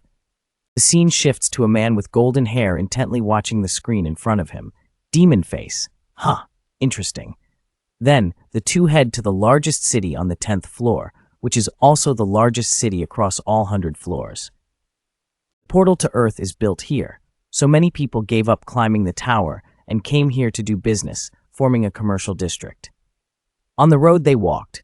There were everywhere Jinfu fruit shops, Jinfu processing factories, Jinfu hotels. Carl wants to know which family Xiao Jinfu belongs to. Cut into Jade slowly explained that everything belongs to the Jinfu Chamber of Commerce. This is the largest trade association in the tower. Decades ago, the real name of the chairman of the Jinfu Chamber of Commerce was Buddha Ming. As the wealthiest person in the tower, almost everything in the tower is controlled by him. Now Carl wants to know how you know this. Che Chengyu replied, "My goal this time is to find a donor." Now Carl has no idea what the donor is. Sponsor Che Chengyu pointed to Kim Fu's logo. "All these street signs are our future sponsors." Upon hearing this, Carl was immediately stunned. "The sponsor you mentioned is not—" "Yes, the sponsor I am looking for is Kim Fu. The Kim Fu Guild. As long as you offer a price, anything of value can be traded through the guild." "Hello, sir. If you wish to trade goods, you must register your name first." Che Chengyu said nothing in response. Then he pulled out a monster mask. "Please rephrase your language." Immediately, the other person was startled. Are you the legendary Demon Face? Do you need to register my name?" After saying this, he poured all the money from his backpack out. "This is the money of those who have passed away. You're spending so much, what are you preparing to buy? I want to meet your boss. Is Mr. Kim Fu available? I'm really sorry, but this transaction might not be possible. First, the boss of the Kim Fu Guild is often very busy. Secondly, although 3,000 gold is not a small amount, it is not enough to buy our boss time." Che Chengyu pondered for a moment. "How much would it cost me to meet your boss?" Che Chengyu. The scene moved Che Chengyu to a private room on the 2nd floor. "I am the branch manager of the Kim Fu Guild on the 10th floor, Mr. Fa Fai. You are the infamous Demon Face. I heard you wanted to meet the boss of the Kim Fu Guild." Che Chengyu glanced around. "Yes, but it seems he is not here. I'm sorry, Demon Face. The amount you offered might not be sufficient."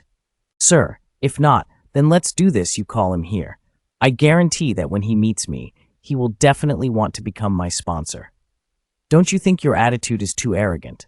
Although your name is very big now, but relying solely on this to meet our boss might be a fanciful dream." At the same time, a magic string appeared in Pafa's hand. This is Pafa's puppeteering skill, which can manipulate objects tied by the magic string. "I'm sorry, Mr. Demon Face. Perhaps I should invite you out," Valerian Wu, looking arrogantly at the magic line in front of you. "Today, I'm going to tell you what true arrogance is." Poppy looked surprised. "This is a technique for dealing with players on the 180th level. A new player like you cannot accept it on the 10th level." Then he reluctantly smiles. "But let's try this method." When Puffy clasped his hands together, he made a crackling sound, and the two immediately got lost in a desolate world. "Kid, I bet this is your first time witnessing such a scene, huh? This is—" Before he could finish his thought, Valerian Vu's mind was thrown into chaos. "You have separated our souls to create an entirely new infinite world." Puffy's face displayed disbelief. "How could a level 10 player know about the inner workings of this world?" "Then you should understand that here, we can only fight using experience and spiritual power. If you can defeat me, I will grant you a chance to meet our master."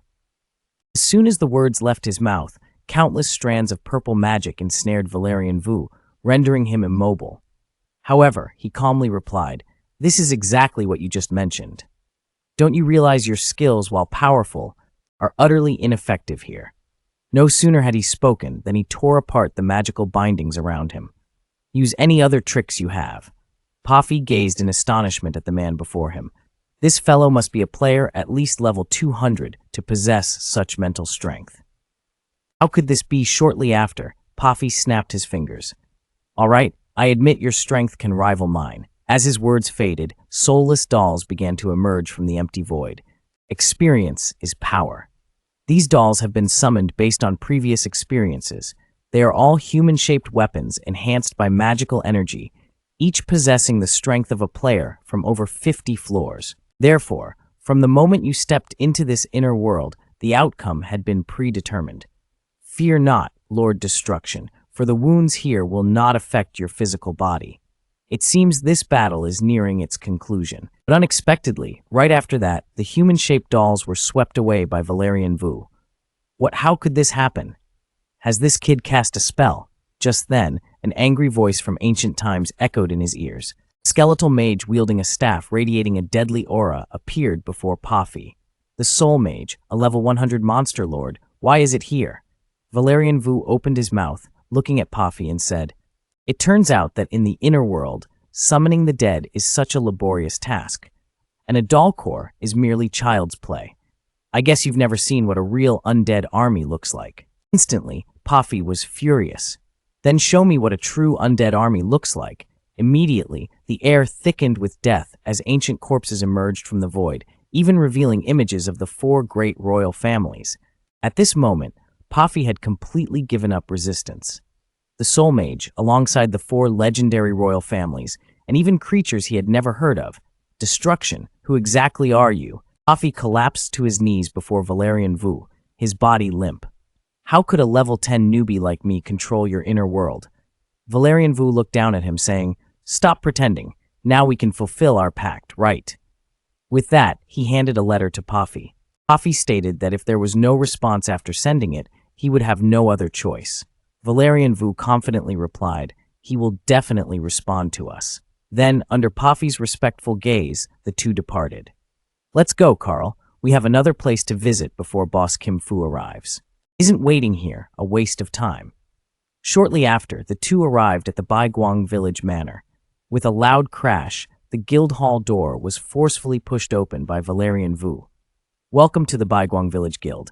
How may I assist you today? I wish to join your Baiguang Village Guild." "Welcome, welcome. May I ask if you have any referrals or sponsors?" "Not at all. I just heard your guild is powerful, so I came to check it out." "It seems like a newbie who knows nothing." The blonde girl looked down at him disdainfully. "To enter the guild, one must first demonstrate their skills." Valerian Vu immediately pulled out a gold coin. "Please watch closely." Instantly, the two were left astonished by this performance. This man can truly bend a gold coin in half with just 2 fingers.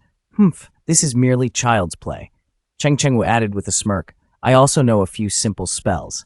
Flames ignited in his hands, each flicker reflecting a mysterious sigil of power. With proper training, he could become a key figure in the guild. The blonde girl remarked, "He seems quite handsome and talented." She shot a cold smile at Cheng Chengwu. The show is about to begin. At that moment, someone rushed in with urgent news.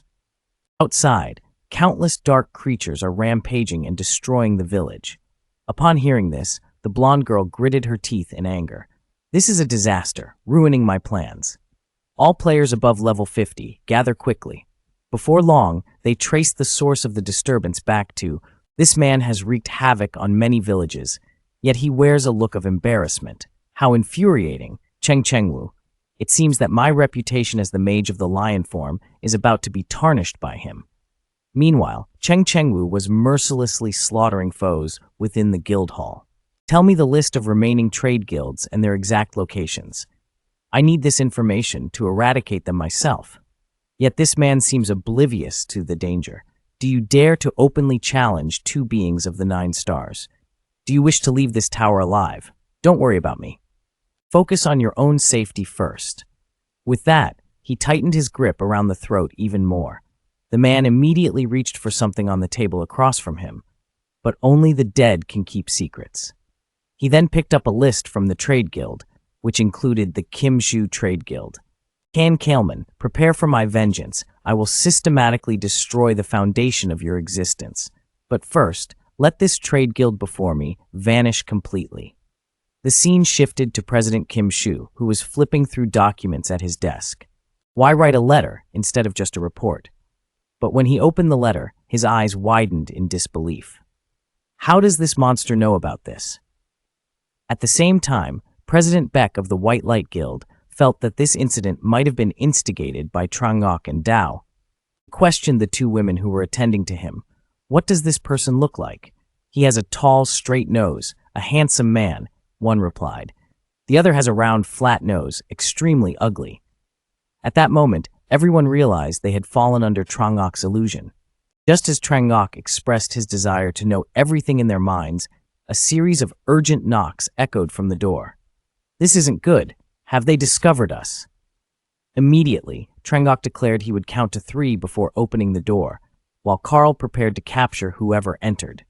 Trangok quietly approached the door to summon the soul chain, then swiftly seized the person outside. The sound of clinking chains echoed as they tightly bound the intruder. It was at this moment that the true nature of the situation began to unfold. This person is actually a servant of Kim Fu, sent to inform Trang Ngok that his master is waiting for him on the 10th floor. However, upon opening the door, he was met with a row of armored knights. Trang Ngok, filled with suspicion, asked, "Are these knights here to welcome me?" Slowly, Kim Fu stepped out, surprised that Trang Ngok truly dared to face him. But that's all it is, no one can survive to uncover that secret. Yet Trang Ngok merely smiled softly. "It's been a while, old friend Kim Fu." Without hesitation, Kim Fu commanded the knights to take him away. Make sure not to kill him. Trang Ngok, assuming a battle stance, quipped, "Are you preparing for a fight against me?" Just as he finished speaking, a powerful attack surged toward him. But how could they hope to match Trang Ngok? In a blink, the knights were brought down. The next opponent was Kim Fu, who raised his hands as Trang Ngok's attack approached, surrounding him with an abundance of gold and silver. Witnessing this, Trang Ngok's eyes widened in disbelief. Could this be a skill technique consuming gold and silver, enhanced by magical energy? Yet Trang Ngok remained unfazed, leaping toward Kim Fu. "Is this all the power you possess?" Kim Fu retorted. "Of course, I have more up my sleeve. Just look closely, monster." Suddenly, countless golden needles erupted from the ground, aimed directly at Trang Ngok. A mere prick would seal his fate. Kim Fu raised his hand to the sky, declaring, "It's time to end this." But unexpectedly, a chilling light flickered. "Don't speak too soon, Kim Fu. You might be a bit too confident." Kim Fu effortlessly blocked the attack, stating, "As long as I wish it, you will die at any moment." Trang Ngok calmly replied, "Before I get the answer you seek, I will not die," because he wanted to unveil the source of this information. Kim Fu then led Trang Ngok into a secret chamber. As soon as the door closed, he harnessed his energy to create a barrier. Neither gods nor demons can infiltrate this place. "Now, can we finally talk? Who told you that I am the owner of the auction house?" It turns out that the auction house is the largest trading system within the tower. Yet it was not a creation of the tower's deity, but rather a construct of humanity. And I, Kim Fu, am the one who created the auction house. If this secret gets out, the foundation of the Kimsu Trade Association will crumble. Trang Ngok simply chuckled. "You've been deceived, there really is no one like that, until you lose an arm and a leg." That moment, he witnessed a monstrous axe forming from the skill, charging toward him, radiating a suffocating aura of death. Kim Fu's eyes widened in shock. Why does this scene feel so familiar? It turned out that Trang Ngok had summoned Karl. Only the Prince of Hell could raise the undead. "Who are you really?" Trang Ngok slowly removed his mask. "Is it only now that you recognize me?" Kim Fu's jaw dropped. "Monster William, it's time for you to settle the debt." Kim Fu's expression instantly froze as he realized that Trang Ngok was truly alive. Moments later, Trang Ngok began recounting the events of the past decade. This meant he was indeed. He then mentioned the resurrection of Baal's secretary, and Karl beside him couldn't help but doubt the unbelievable tale. This kid has spun quite a story around him, yet Kim Fu still couldn't bring himself to believe that this was the real Trang Ngok. "Now, you have to tell me, what is your true purpose?" "Nothing particularly special, really. I just want you to sign a sponsorship contract with me." "Your request sounds as if this merchant guild belongs to you. Why is that not the case? Not long ago, you were just a wandering merchant, and who was it that repeatedly brought back trophies from the heights of the tower? That was me, Trang Ngok. Therefore, I can also be considered the largest shareholder of this guild." Kim Fu's expression hardened. He truly resembled the mischievous Trang Ngok. "Even if you really are Trang Ngok, there's a price to pay. So, what can I expect to gain from this contract? You will receive all the information I possess along with my deductions." Sounds fair enough, but we need to assess its actual value first. Wine could shake the very foundations of the God Tower. They see themselves as noble and are not easily subdued by others. That man was once among the 9 stars, his strength surpassing all 8 others. With sheer tenacity, he became the first to conquer the 600-story God Tower. Yet, for reasons unknown, he was brutally slain by the other 8, who were backed by even more formidable forces. Only 4 powers within the God Tower had the authority to command the others. These were the 4 legendary royal families, Trang Ngok explained. The four royal families must safeguard the supremacy of their lineage. If another race surpasses them within the tower, they would feel their superiority threatened. Therefore, they must inevitably deal with the threats to their race and power. The task of handling the outliers falls upon the high-ranking leader, Kim Fu, who skeptically remarks that this is merely your own conjecture. But there's no evidence. Trengok smiled knowingly. Are you aware of the monster village on the 100th floor? They, like me, were exterminated, and I am the last surviving acquaintance of the monster clan. Don't you find that peculiar? A monster clan allowed a child to carry a sword and survive. At that moment, Kim Fu realized that the tales of the massacre of the monster clan were indeed centered around that very child and the blood-stained sword. To eliminate this little monster, they had captured the entire monster clan, and this surviving monster, much like me, would pose a threat to the powers of the four noble clans in the future. My goal is to eradicate the 9 stars. If there truly are 4 noble clans behind me, I will personally eradicate them. I will avenge the death of my parents at the hands of the 4 clans. It turns out that Kim Fu, as a child, lost his parents and clan members to these 4 noble clans. So, do you now find this information valuable enough to sign a contract with me? Trengok, your cleverness is truly commendable, he chuckled. But Kim Fu's eyes suddenly widened. However, you must prove your identity as Trengok immediately. With a deep sigh, Trengok replied, After all this, do you still need me to prove it? Indeed, seeing is believing. Therefore, you must provide proof. Reluctantly, Trengok decided to summon Bal to validate his identity. Yet Bal proclaimed, First, we need to shake hands. Moreover, proving such an important identity requires at least 3 acknowledgements. Is 3 sufficient? Bal declared, in the name of Von Acting, this person is Trengok, the descendant of the sorcerer. Kim Fu laughed. It's a delight to see you again, my eccentric friend. I'm equally thrilled to see you again, Kim Fu. Surely, one day, we shall reveal our true identities to one another. For now, I wish to convey my first request to you, my benefactor Kim Fu. You require all types of weapons available in the tower, as many as you can gather. With a skeptical expression, Kim Fu inquired, What on earth do you need so many weapons for, Goran? Are you planning to demolish the 10th floor? Trengok and Daiming exchanged sly grins. Have you heard of the all-powerful master? Kim Fu looked at Trengok in utter disbelief. So the all-powerful master is actually a profession.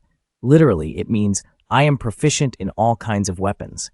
Even if it's my first time wielding a weapon, I will master it effortlessly.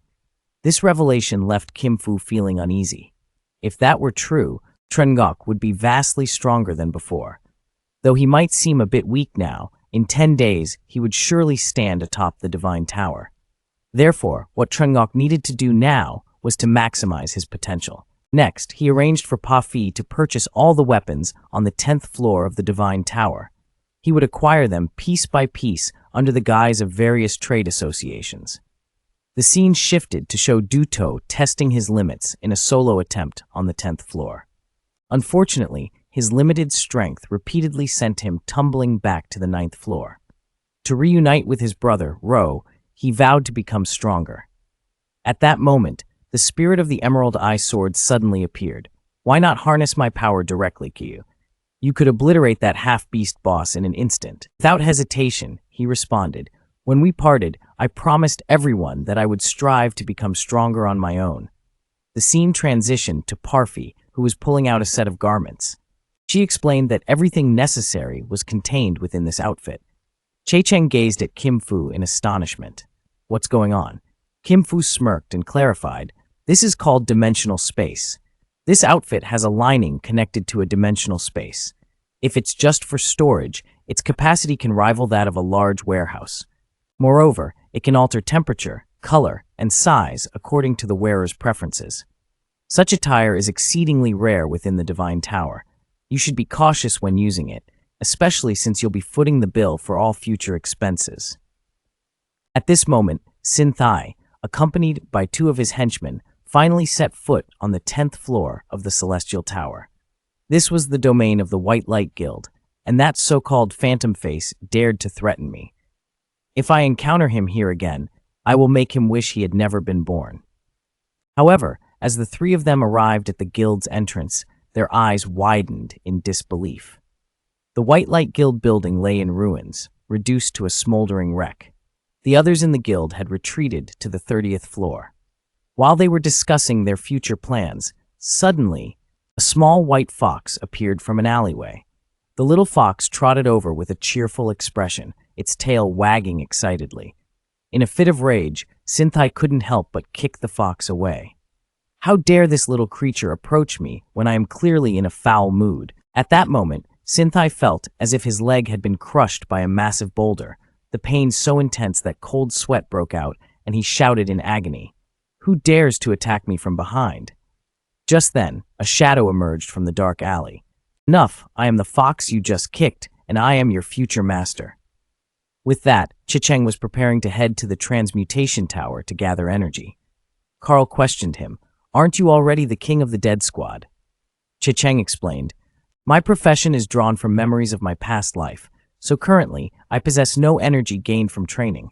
Upon hearing this, Carl immediately understood.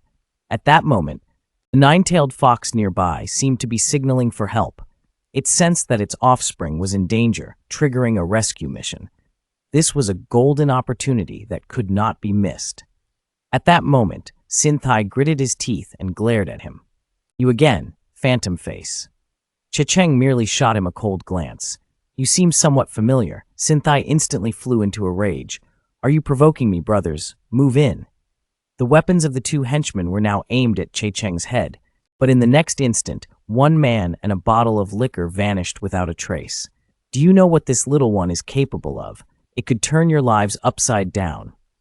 Yet at this moment, Synthai was deaf to all reason, consumed by thoughts of revenge against Chicheng. He then questioned the nine-tailed fox about the fate of the others. Dao Viho wanted to kill them immediately. Suddenly, Synthai, heedless of danger, ordered his henchmen to charge. Chicheng merely threw him a cold glance. "Seeking death, are you deathly?" All that could be heard were two swift sounds. Synthai's legs unexpectedly turned against him as he was struck by his own attack. But as regret washed over him, it was already too late. With a deafening explosion, the three behind Chicheng were obliterated, their bodies and debris scattered everywhere. The incident was over. Looking at the little fox in his hands, Chicheng pondered what to name it. "That's right, I'll call you Foxtail." Carl stroked his beard, showing his satisfaction. Meanwhile, the nine-tailed fox nodded repeatedly. The system announced that it had successfully rescued the son of the nine-tailed fox, Foxtail. Moments later, Foxtail felt a wave of dizziness wash over him. Beside the speeding vehicle, Zhang's jaw dropped in astonishment. Before him lay a fox-shaped mask, an artifact of power. Whoever wore it would gain the strength of the fox itself. The greater the prowess of the wearer, the more formidable the mask's power would become. It resembled a monster mask, yet Zhang speculated that the allure of this fox mask was its enchanting charm. When it came to ranged attacks, nothing could surpass this. At that moment, the system announced providing Fox Spirit 1999 Fresh Vitality to enhance Intimacy 999 Vitality. It seemed Zhang had no choice but to take matters into his own hands. If the intimacy increased, unexpected benefits might arise. "I can't wait for the nine-tailed fox." Just then, Carl mentioned he would step out for a bit, urging Zhang to inform him if anything came up. Zhang reminded him to head to the Ascension Tower at dawn. If he couldn't make it back in time, he should go directly there. Once outside, Carl realized the Divine Tower was now utterly transformed compared to before. Suddenly, a familiar buzzing filled his ears. This sensation felt hauntingly familiar. Could it be? Instinctively, he turned towards the source of the signal and gazed intently. The horns atop his head and the brutal power of his magic unmistakably marked him as one of the four great dragon clans, the Dragon Clan. Listening to the incessant boasts spewing from the mouths of these dragons ignited a burning desire within Carl to eradicate them all. The words echoed in his mind, stirring a deep sense of dread. The dragons' love for their kin seemed almost pathological. Among the four noble clans, they were known for their fierce pride. Should any of their kind overhear such words, not a single life would be spared. Damn it, if that's the case, the Dragon Clan would upheave the very earth itself. Within the crowd, a tiny life had lingered for days. Day after day, he repeated phrases that no one could comprehend. Carl, feeling a twinge of doubt, pondered why the Dragon Clan hadn't acted against this guy yet. It felt as though something was amiss. Suddenly, the dragon spun around to face Carl. Carl sensed something was off. Did he somehow perceive the magic within him? The dragon suddenly exclaimed, "So it's you, the little wanderer." Hearing himself called little, Carl couldn't help but retort, "You're the little dragon here. It seems you don't recognize me. That just goes to show your power is nothing special." At this, the dragon instantly erupted in fury. "You dare to call me a Dragon Clan member? You're courting death." With that, he lunged at Carl, who swiftly dodged. Carl silently worried about the distance to his vehicle and the danger that loomed. His magic and soul were indeed bound, and the dragon bellowed, "Kid, don't hide. Come face me." At this moment, a crowd nearby murmured, "This one has horns. He really is a Dragon Clan member." Unexpectedly, the dragon shifted direction. Chasing after Carl, he shouted, "Who are you calling a Dragon Clan? You and your family are the real dragons." At that moment, Carl realized that despite this guy's dragon-like appearance, his reaction to the name was oddly sensitive. Carl wondered if there could be another possibility. Could the body and soul be two separate entities? Immediately, he thought of the vehicle and this little dragon, but could such a possibility exist? Haha, this truly piques my curiosity. I want to see it with my own eyes. What kind of soul is truly contained within this dragon's body? With that thought, he unleashed a burst of soul lasers at the dragon. "Huh, this kid can use souls as weapons," Carl exclaimed. "Using souls as magical power is called soul energy. This is a skill that even that little brat hasn't mastered yet. I am one of the most formidable spirit mages, Carl. You will regret meeting me today." "Ha ha ha, this kid is starting to introduce himself now. Very well, let's see if you can withstand this blow. Allow me to introduce myself. I'm the Dragon Hunter Hendrik, and I'm the one who's about to take your life.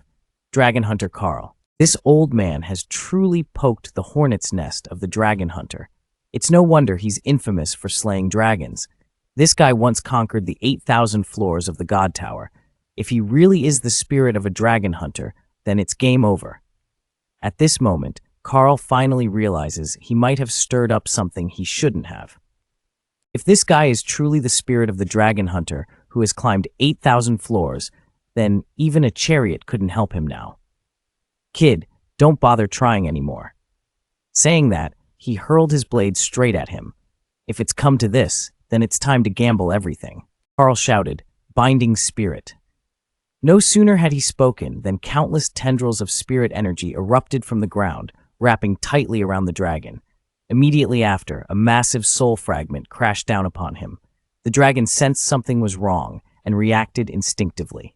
"I need to destroy these spirit tendrils quickly." With a swift slash, the dragon severed every single one of them. "Is that all the power you possess, kid? If you have any other tricks, now's your chance." Without hesitation, Carl shouted, "Soul fusion." A mass of spirit energy transformed into a sphere, gradually condensing. It turned out Carl had sacrificed all his spiritual power and soul to unleash the true potential of the Soul Mage. In this way, he could maximize the might of the Soul Mage. Dragon cried out, "Are you really willing to throw away your life? You dare to use such a skill?" But Carl was beyond caring at this point. The spirit mass exploded forward, freezing the ground beneath and sending plumes of dust soaring hundreds of meters into the air. "This guy must be temporarily incapacitated now, right, Line? All the spirit energy and power within him have been depleted. If this drags on, he's bound to lose. The best strategy is to run more." Without hesitation, Carl turned and fled. In an instant, the spirit mass was severed by a single strike. "I really underestimated this kid. I never thought he had so many tricks up his sleeve. What did he just call himself? Right, Carl. Very well, you have successfully piqued my interest. Today, the Dragon Hunter Hendrik swears. Next time, I will tear you apart piece by piece." Meanwhile, a carriage arrived at the entrance of the job change tower. "Where is that old coot, Carl? He hasn't returned yet and hasn't responded to my signals. Oh well, he'll just finish the job change first." With that, he pushed open the large door of the job change tower. "Welcome to the job change tower. I am the tower manager. Just call me Ken." The carriage driver said, "I want to borrow the soul here." "That's certainly possible, But first, you need to prove you are a mage. Therefore, you need to fill this crystal ball with mana. The driver said nothing and gently placed his hand on the crystal ball. Immediately, a torrent of massive mana surged into the orb. Impossible. A level 10 individual possesses such powerful mana. As the mana rose higher, the test orb suddenly emitted a cracking sound and developed a fissure. In the next moment, the orb exploded with a deafening boom, causing Ken to tumble to the side. At this moment, Ken's face was blank, completely at a loss. Don't just stand there like a statue. Hurry and take me to the Soul House. Without hesitation, Ken led him to a mysterious corridor. Who on earth is this guy? How could someone like me, with a level of 100, be left gasping for breath? As the wooden door creaked open, they finally arrived at the Soul House. The sight around them, filled with countless books and various materials, truly felt like a paradise for mages. At that moment, Ken stepped outside. If you need anything, just call for me anytime. Just then, the vehicle sensed Carl's arrival. It was clear that Carl appeared utterly exhausted, as if his very essence had been drained. The vehicle hurriedly asked, "Why did it take you so long to arrive?" Carl explained that he had been so engrossed in his training that he lost track of time. The vehicle, not wanting to press the issue further, slowly lowered its mask and said, "I also want to learn how to wield spiritual energy like you. My spirit warriors, come forth." The spirit warriors began lighting candles, while others brought out various books surrounding the vehicle. Once everything was set, the vehicle sat down and began the training. Mastering spiritual energy was essential for mages of the spirit element. It allows one to wield the soul as if it were magic. However, the fastest way to awaken spiritual energy is to die first, becoming a spirit.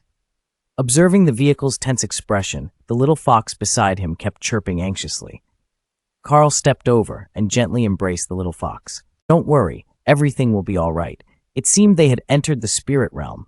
Otherwise, an uneasy feeling would have seeped into my mind. This body is perfect. I can finally be reborn. I wonder when it happened. Evil spirits from the Soul House surged forth, clamoring to seize the vehicle's body.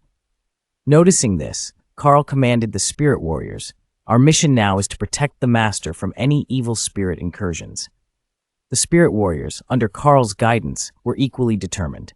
Both hands must be tightly clenched. Both hands must be strong. No matter how hard the evil spirits tried, it was futile. Drawing on his remaining spiritual energy, Carl relentlessly attacked the evil spirits. Manager Ken Van Sin entered and exclaimed, "What the hell is going on here? Why is it so chaotic?" Faced with his suspicion, Carl chose to ignore him. "What are you standing there for? Come and help me." At that moment, the little fox was so frightened that it hid off to the side, trembling. Just then, an evil spirit sneaked up from behind the vehicle. "This perfect body will belong to me." By the time Carl and Ken realized it, it was too late. They could only watch as the evil spirit prepared to seize the vehicle's body. In a moment of life and death, the little fox suddenly leaped high. In a desperate bid, the little fox jumped between the evil spirit and the vehicle, emitting a soft, resonant sound. Suddenly, its body radiated a brilliant, colorful light. This sight left Carl in stunned amazement. What is the light on this child's body? Even the demons around him were startled, but they didn't react. The demon's eyes began to become empty. "Haha, this child is so cute. Look at his big eyes and cute little tail." After speaking, dozens of evil spirits fell to the ground as if drunk. Carl also fell to the ground with a loud sound. Even the evil spirit warriors beside him were captivated by its beauty.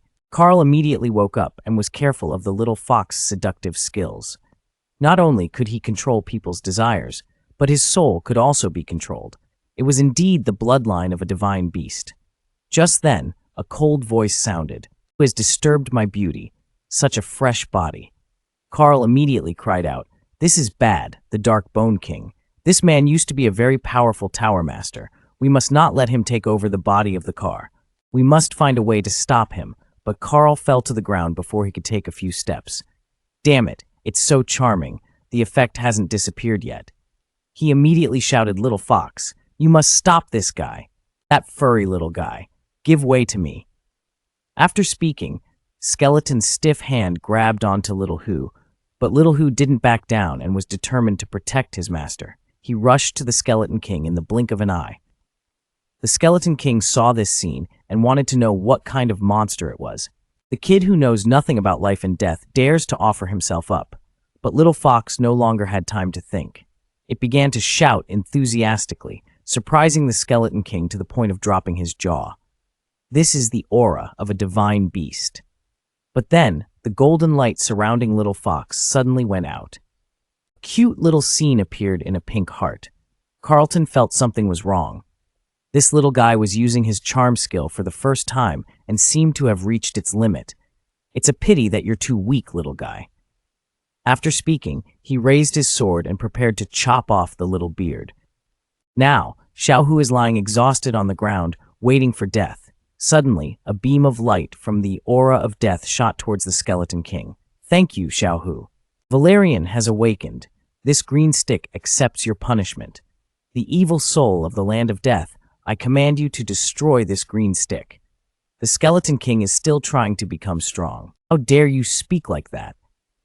But before he could finish his sentence, he saw a large hole pierced through his chest.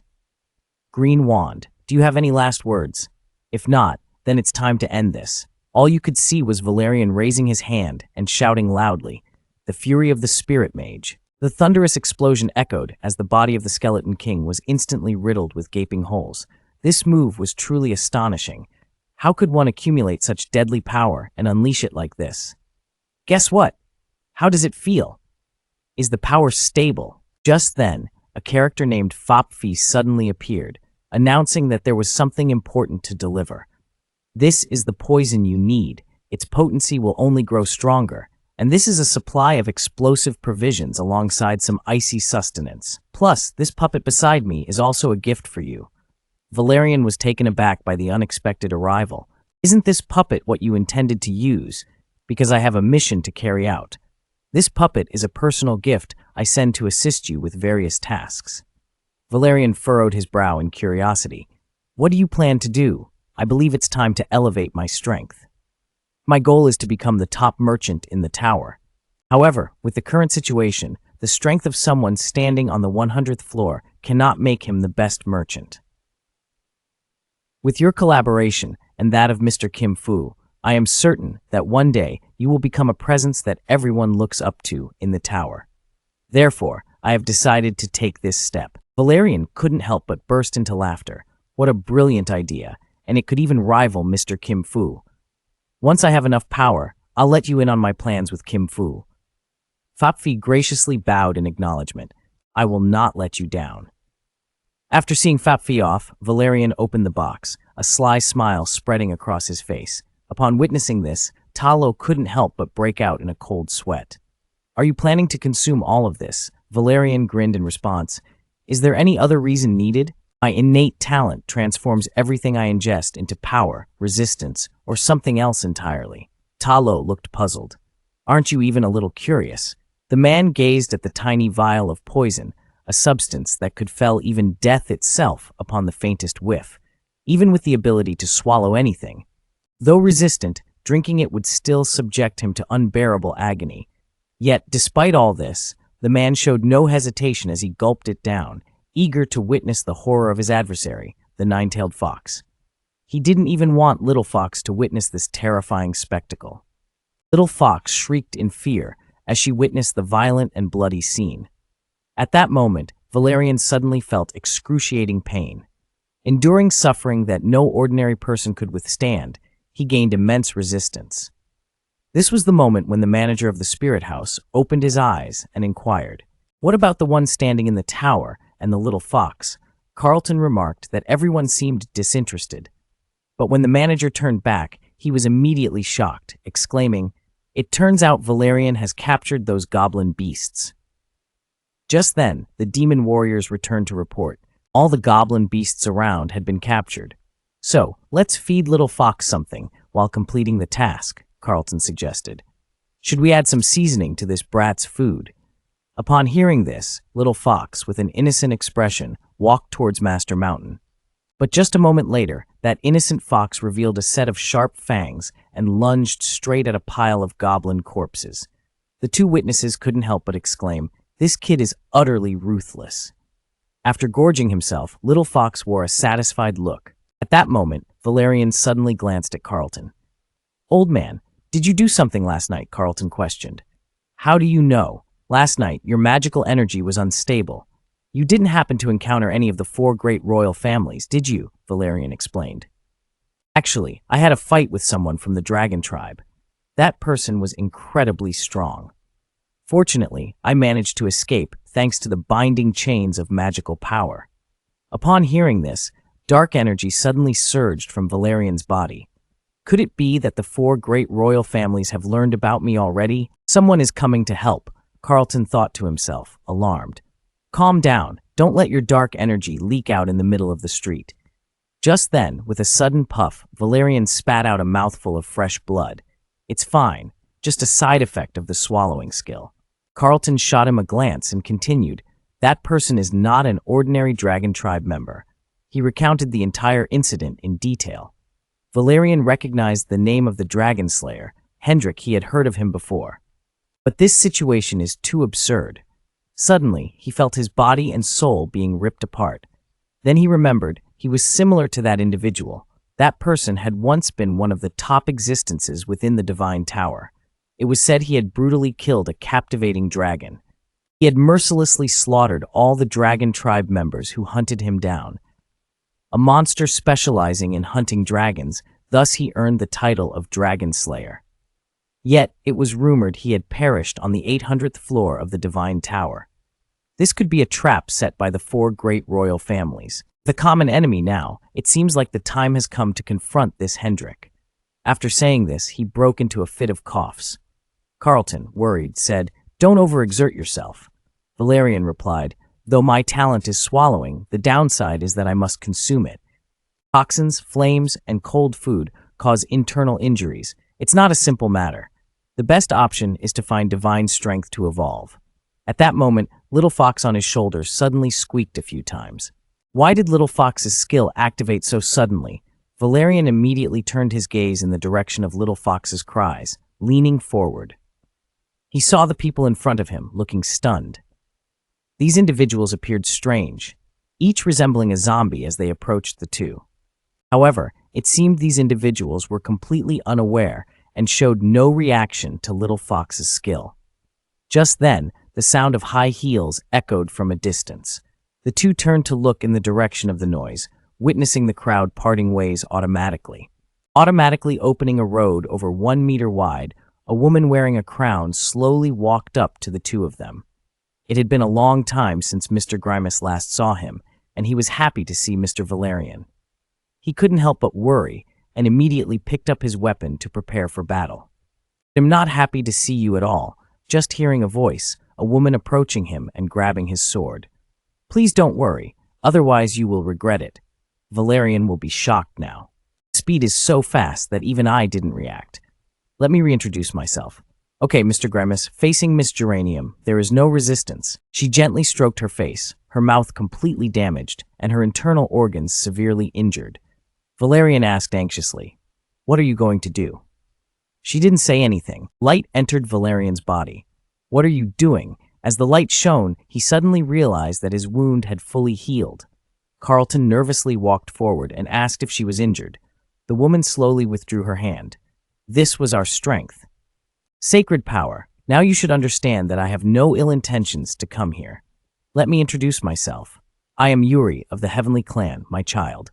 At this moment, the bell on the street rang, and people woke up unconsciously. Immediately afterwards, Valerian followed her to a hotel and gently closed the door, saying, "What do you really want to do?" Yuri said, "Only erasing a part of their memories. This is also to protect the residents here.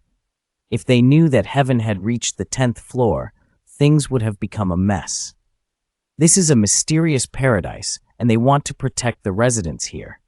It looks powerful, but why doesn't it work for me?" Yuri looked at the little fox next to him and slowly said, "Powerful creatures like Mr. Grimus won't be affected, and this cute little beast god creature." Her eyes immediately became sharp, and her demon friend kept looking at me. Carlton angrily said, "What's your purpose for coming to us?" Yuri slowly answered, "That mysterious masked man, with strange powers, is secretly planning an unusual event, but to us, these people are worthless. The reason I came to see you was because of a prophecy from my team, and Valerian immediately understood. You said that strange masked person was secretly plotting. He must be talking about me. Còn về nhóm có tên gọi là vô ý thiên tộc, các người rốt cuộc là cái quái gì? Nghe vậy, Uriel từ từ cởi bỏ áo choàng khiến Valerian kinh ngạc. Giữa chốn đông người, cô định làm gì đây? Vừa dứt lời, anh phát hiện ra đôi cánh biểu trưng cho danh dự của thiên tộc mà đã bị gãy vụn. Uriel tiếp tục nói, xã hội thiên tộc hiện giờ đang dần trở nên điên cuồng. Bất cứ ai có một chút khác biệt về ý tưởng đều bị coi là dị loại và bị tẩy chay một cách tàn nhẫn. Moreover, they will face the punishment of tearing apart the wings that symbolize our race. As for me, I am one of the outcasts. Those like me, the celestial beings, will be labeled as the unseen, banished by those living in the utopia of the celestial tribe, according to the ancient prophecy of the celestials. You will become one of the forces resisting and overthrowing the four great royal families in the future. We, the unseen, are willing to assist you. After hearing this, Valerian merely glanced back. It seemed that what she said was not a lie. Carl anxiously asked, "What should we do?" Valerian replied, "For now, let's agree with her." Immediately, the atmosphere of the conversation shifted. So, what benefits can the unseen bring to me? Uriel slowly closed her eyes. Currently, none. Valerian widened her eyes in disbelief, but Uriel continued, "The power of the unseen is already formidable.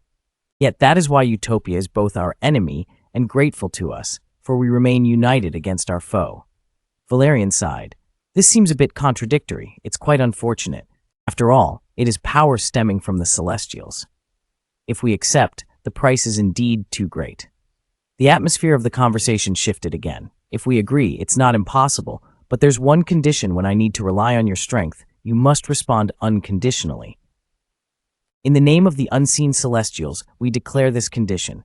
We agree. Very well, from now on, we shall be allies. Uriel politely bows to Valerian. Thank you, Lord Demon Mask. Now I can reveal my true identity to you. Immediately, Uriel asked, "Can you conceal the surveillance of gods and demons?" Of course. She pulled a feather from her wing and gently blew on it. Instantly, the room was filled with an overwhelming divine power. It truly resembled the golden power skill that Kim Fo had used. She was sure those beings couldn't hear our conversation. Right, Uriel confirmed. Upon hearing this, Valerian slowly removed her mask. You, who claim to be gods and demons, today I can finally escape from you. Uriel was suddenly dumbfounded. Are you intending to create this space just to curse those gods and demons? Of course not.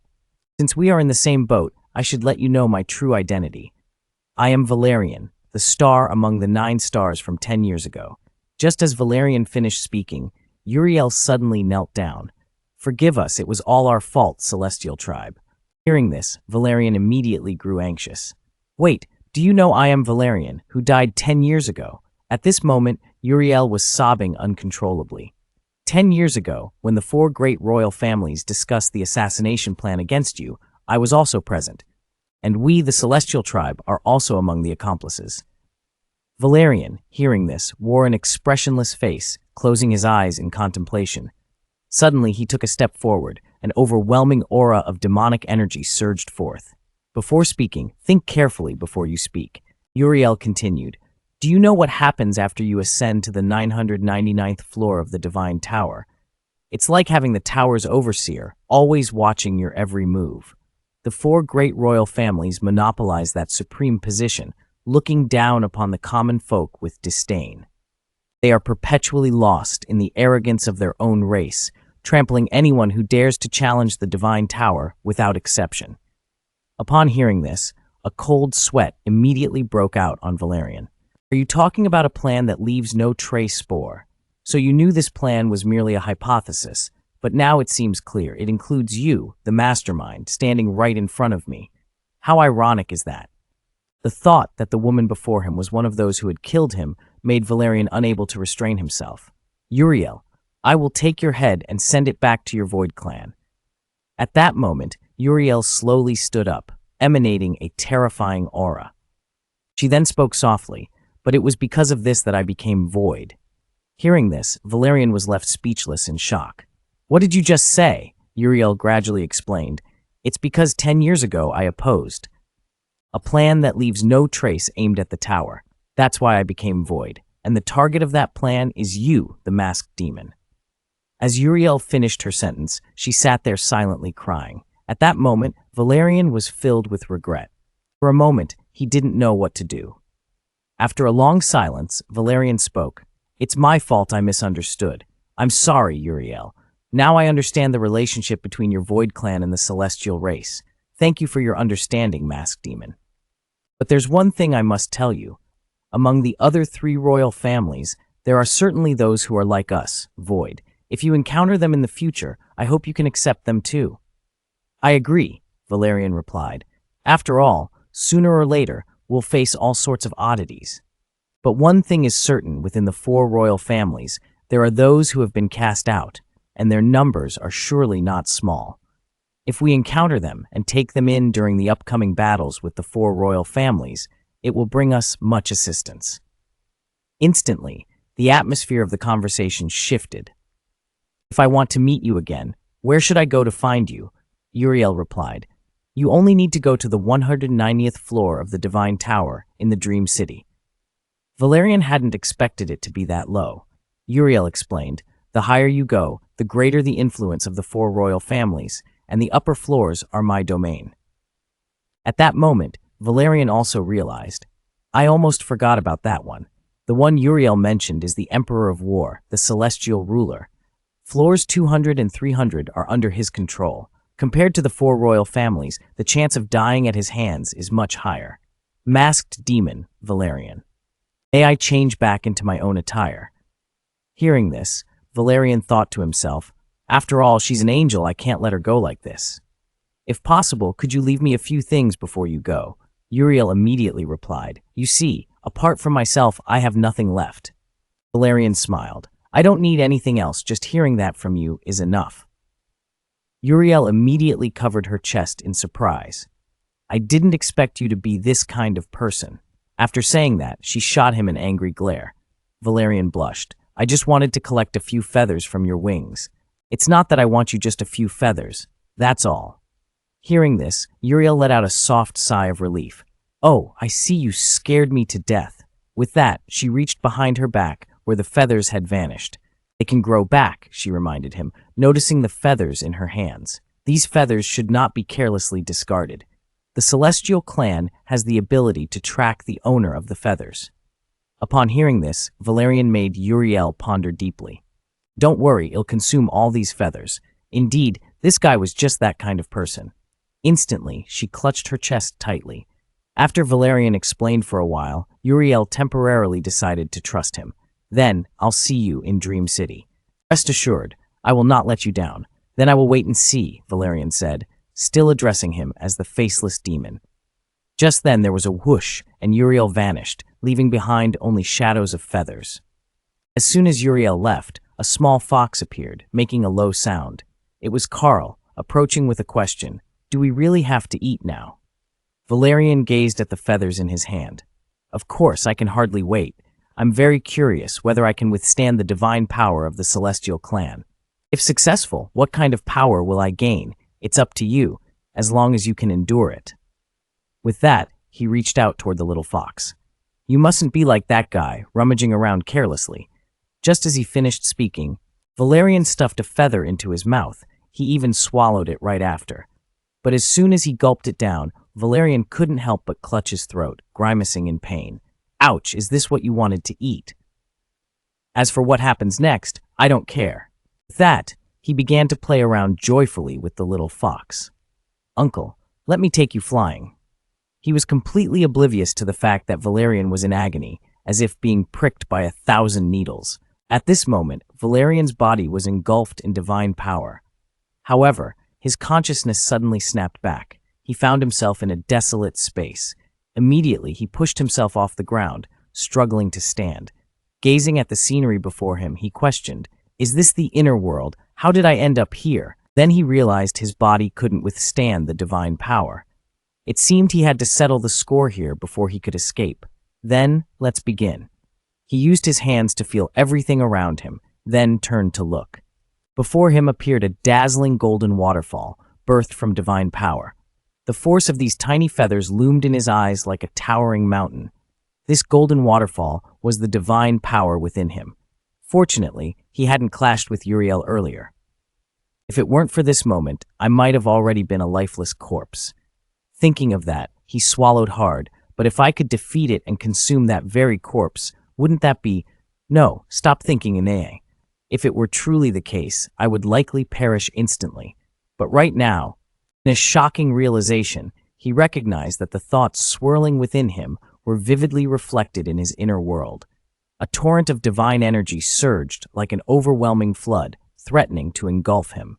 It seemed he had to battle this tidal wave of divine power or be completely annihilated by it. Suddenly, Chengwu flashed a mischievous smile. Perhaps there's no other way but this. At that moment, Carl couldn't help but feel puzzled, wondering why this kid's body was trembling uncontrollably. Looking back, he noticed a terrifying aura emanating from the boy. Though he appeared clever, he didn't want to delve too deeply. Suddenly, Carl grasped the truth. Could it be that he was using his own soul as a material amst? But if he failed, he would undoubtedly vanish. Nevertheless, he quickly regained his composure, tightly embracing the little fox in his arms.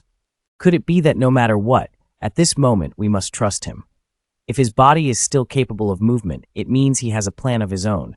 The little fox, unable to help itself, began to worry for him. Chengwu, you must persevere. We are all counting on you for survival. I'm eager to see what kind of surprise you will bring us this time. Surely Carl would burst into laughter upon witnessing this kid's antics. He even crafted a long straw. He used the straw to siphon the divine energy from the waterfall into his body. Unfortunately, after a while of effort, he realized this method was futile. There was simply too much water to absorb it all.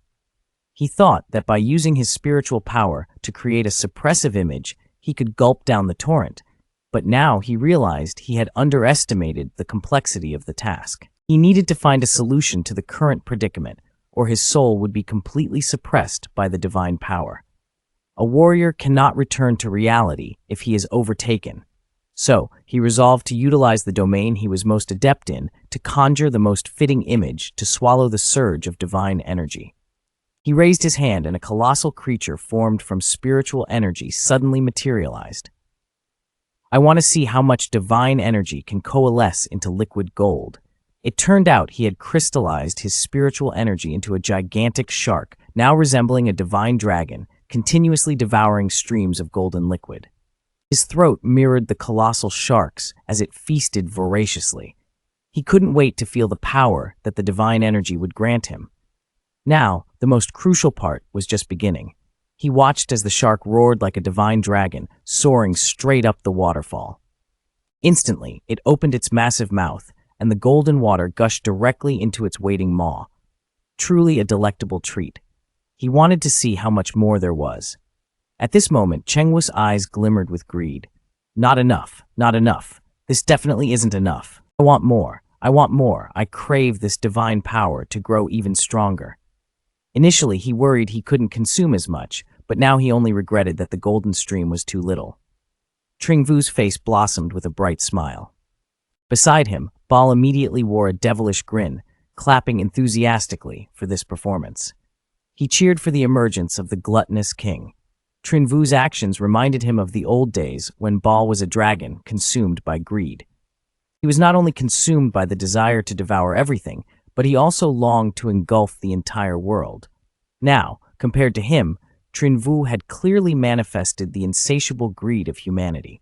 Every pore exuded a scent of greed. As he continued to devour, Tringvu gradually regained his clarity. Finally, the brat wakes up. The little fox beside him grinned widely. So, was the devouring successful? If you fail, don't dare to say I'm the disciple of the first-generation lion-hearted mage. Tringvu smiled mysteriously. Just as expected, he slowly raised his right hand, revealing a sphere of energy that blended divine power with a gem. Not only that, but he also created a seed within his body that could generate divine power organs. Carl, are you pleased? Hearing this, Carl was astonished. This brat was merely human, yet could fuse divine and spiritual power. Even divine beings would struggle to achieve this. He then burst into laughter. If the four great royal families knew, they would undoubtedly order your assassination. That would be much more entertaining. Trinvu was not surprised by this. His actions had defied the dignity of the four royal families. It would certainly not be a simple order for assassination. At this moment, Karl also recognized that merging divine power was indeed a monumental achievement for a resurrected mage. However, Trinvu still lacked the strength to confront the four royal families. Merging powers too early could lead to his destruction even in the cradle of his existence. 3 days later, they arrived at the hunting grounds on the 10th floor. The goblins of the 10th level had already endured countless sins, and the remaining goblin leader had reached the brink of despair. Watching as his subordinates fell one by one at his feet without being able to retaliate, he felt despair. Today, it could only be me or you who dies. He immediately grasped the enormous sword and in the next moment cleaved a monstrous warrior in two. Then he roared to the heavens, "Is there anyone else?" But right after that, beams of golden light burst forth from the body of the monstrous warrior. The goblin leader felt suspicion rising. What the hell is this? Immediately, a golden hand emerged from deep within the corpse, revealing a mage radiating divine power. Trinvu declared, "This is my new masterpiece. Let's call it the Divine Mage." Karl smiled lightly. Not bad. Not bad. Not only that, but there's also a Divine Healing Mage. But it's a pity that the Divine Mage can only be sustained for a short time. After all, using divine power, one might dismiss the resurrection abilities of the undead sorcerers. Therefore, it would be wise to proceed with caution. After the battle, Tioho Li indulged in a feast, savoring every morsel, prompting the two onlookers to exchange puzzled glances. Is it truly that delicious? It seemed the mission assigned by the nine-tailed fox could be completed tomorrow, and he might even elevate his title to Beast Slayer. Thus, Trinvu opened his status window, inspecting his attributes, feeling quite satisfied. Though his divine power stood at a mere 3 points, he knew it could be invaluable in times of peril. Tal asked, "What are your plans next?" Trinvu replied, "It's time to confront the dragon slayer Hendrik." Shortly thereafter, they headed to the town where they first encountered him. Tal cautioned, "This guy is a dragon slayer, you need to be careful." Hearing this, Trinvu felt a flicker of doubt. The fact that he remained on the 10th floor surely held significance. Was he perhaps waiting like Uriel for someone to appear? Before long, the two arrived at the place where Hendrik was known to appear. Trinvu raised his hand, gazing ahead. At that moment, Hendrik stood amidst the crowd. Just as Karl had said, he was indeed a legendary dragon. Trinvu immediately pushed into the throng, but Karl reached out to stop him. "If you don't, he might think we're here to cause trouble." "Are you truly scared?" Hendrik challenged. "If not, let's settle this with a fight." Hearing this, Karl was left momentarily stunned, questioning himself. "I'm an undead sorcerer of the first generation. Why should I fear this little dragon? I just don't want him to misunderstand." Trinvu remarked, "You must be quite cowardly now." Yet Karl stubbornly continued to defend himself. Meanwhile, Hendrik stood lost in thought amidst the crowd, eventually closing his eyes. He was reflecting on why he was here when suddenly a commanding voice boomed. "Are you waiting for that person to appear on the 10th floor? Only by meeting him can you fulfill your lifelong dream." At that moment, Trinvu stood before him. "You are the Dragon Slayer, Hendrik, aren't you?" "Indeed, I have been waiting for your arrival and for the little shadow behind you." Karl couldn't help but shiver. "Damn it, this brat has recognized me." But just then, Baal made a sudden appearance. To ensure the malicious dragon remained unaware of their conversation, Hendrik led the two to a teleportation portal. It turned out that this place was a hidden second dimension within the God Tower on the 10th floor. In this space, all surveillance from gods and demons became utterly ineffective. No wonder the connection between him and Baal had weakened.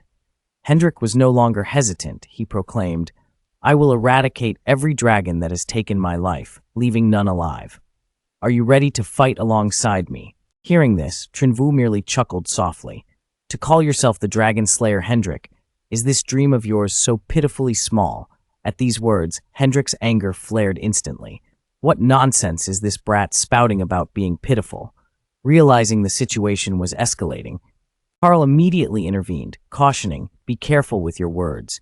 That guy is an entity beyond the norm. If you truly provoke him, neither of us will escape unscathed. Yet, Trinvu merely replied with a cold indifference, "You can just stand there and watch. I'll make my own decisions. Though I know not what you've been through, you should reflect on why you've become like this. As for your meager dreams, I wish to obliterate not just dragons. If your only desire is to slay dragons, then you are unworthy to collaborate with me. My intent to annihilate is aimed at the entire races that once sought my death." After speaking, he merely glanced at Hendrik, adding, "And your trivial aspirations mean nothing to me. Let me reiterate at this moment, you are still unfit to ally with me." Upon hearing this, Hendrik was completely stunned. Isn't your target the 4 great clans? Like me, they are the undead who wish to eliminate me, not just one faction, but all of the 4 great clans. Do you understand what I'm implying? Hendrik, unable to suppress a chuckle, made Carl feel a twinge of worry. Is this guy about to explode? But Trinvu and Carl only watched him silently. "I fully agree with your words. Here, I sincerely apologize to you. So do you grasp the meaning behind my words?" Hendrik couldn't help but burst into laughter. Carl felt a sense of unease. Is this guy really about to lose it? Yet, Valerian merely stared at him. "I completely agree with what you said. Here, I sincerely apologize to you. So the man mentioned in the prophecy by Yuri is truly your companion. I couldn't help but think that Yuri must have encountered this man before." Just then, a sharp clink echoed. Hendrik's sword suddenly slid from its sheath. "Only by testing it myself can I discern the truth. Betrayer, reveal your identity." Vungon slowly lowered his mask. At that moment, a roar erupted, cutting through the conversation between the two. "You damn little serpent, what are you sneaking around here for?" Vungon was bewildered. Could this old man be talking about me? At that moment, cold sweat began to bead on Hendrik's forehead. "He is a blacksmith who has lived here for a long time. I forged this sword for him myself," the old man stated. "If you've taken my sword, then just leave already. What are you doing back here?" Seeing the old man's face, Valerian and Longyan were astonished. So, he is one of the Spectre clan. Weren't they all wiped out in that fire? How can there still be survivors? Just as Chung was pondering this, the old man turned to everyone and said, "What a strange combination of spirit and beast. And who is the unfortunate little brat who keeps telling me to drop dead? You really have no respect for your elders. I am one of the survivors of the Spectre clan. You don't plan to wipe us all out, do you?" Hearing this, Vungon quickly explained, "Old man, you've misunderstood. I mean, how did you survive this tragedy?" But the old man didn't answer. He immediately waved his hammer and realized that you were the one who burned down this village. Finally, he tried to smash the head of classical Chinese. Fortunately, Hendrik stopped him in time. Seeing this, the old man angrily shouted, "Let go! I must kill him today to avenge his people." Hendrik immediately explained, "Please calm down. Maybe you misunderstood him." At that moment, Carl suddenly approached him. "Sir, please don't worry. Do you know a child named Fatty Oil?" "Listen, the old man is very suspicious of Fatty Oil. Do you know him? Is that girl still alive now?" The old man recalled painful memories. The village was holding a traditional festival on the 100th floor when a strange fire suddenly broke out, causing a disaster. So he still had such painful memories. The old man asked where the fat guy was now, and Carl said he was very safe now. After the matter on the 9th floor was resolved, he would come to the 10th floor to find us. The old man looked at the magical mask on the chest of classical Chinese. "That mask must belong to the fat guy, right?" Classical Chinese immediately laughed. "This is the gift he gave me. Don't worry, he will be fine. If he talks about a solo competition, he will definitely be stronger than everyone here." Now Hendrik suddenly asks if he will become our future teammate. Will he fight with us? Of course, since he gave me this mask, he has been destined to seek revenge with us. Suddenly, the old man grabbed classical Chinese's right hand. "Child, I misunderstood you just now. My name is Yuan Ye, and I am a blacksmith from the Ghost City. I will do my best to help you and work with Fat Oil to restore our village." What did the old man mean by saying this? But Carl knew very well that this mask meant marriage proposal to the demons. Then Wilderness handed over all his weapons to them, and Classical looked at the purple long sword in his hand. In fact, This is more advanced than anything Jin Fu gave Hendrik. He casually said that the wilderness was the strongest blacksmith in Ghost Village. After arranging it, both of them were ready to say goodbye to the wilderness, but turned around and looked at the irritable old man who had fallen asleep leaning against the corner of the wall at some point. In fact, after learning that he was still alive, he had been keeping a nervous mood and only relaxed now. Since that incident, he had not slept well. If you have the opportunity to bring Fat Oil to meet the old man, he will be very happy to see Fat Oil. Now, a cold light shines on Classical Chinese's neck. He only needs to turn sideways. He easily escaped with just a loud bang, and the wall behind exploded. He looked coldly at the attacker, and his reaction seemed to be quick. I told you before deciding to cooperate with you, you must obtain my consent. Let me see if you have enough strength to make me obey you. Zhang sternly replied, Don't be arrogant.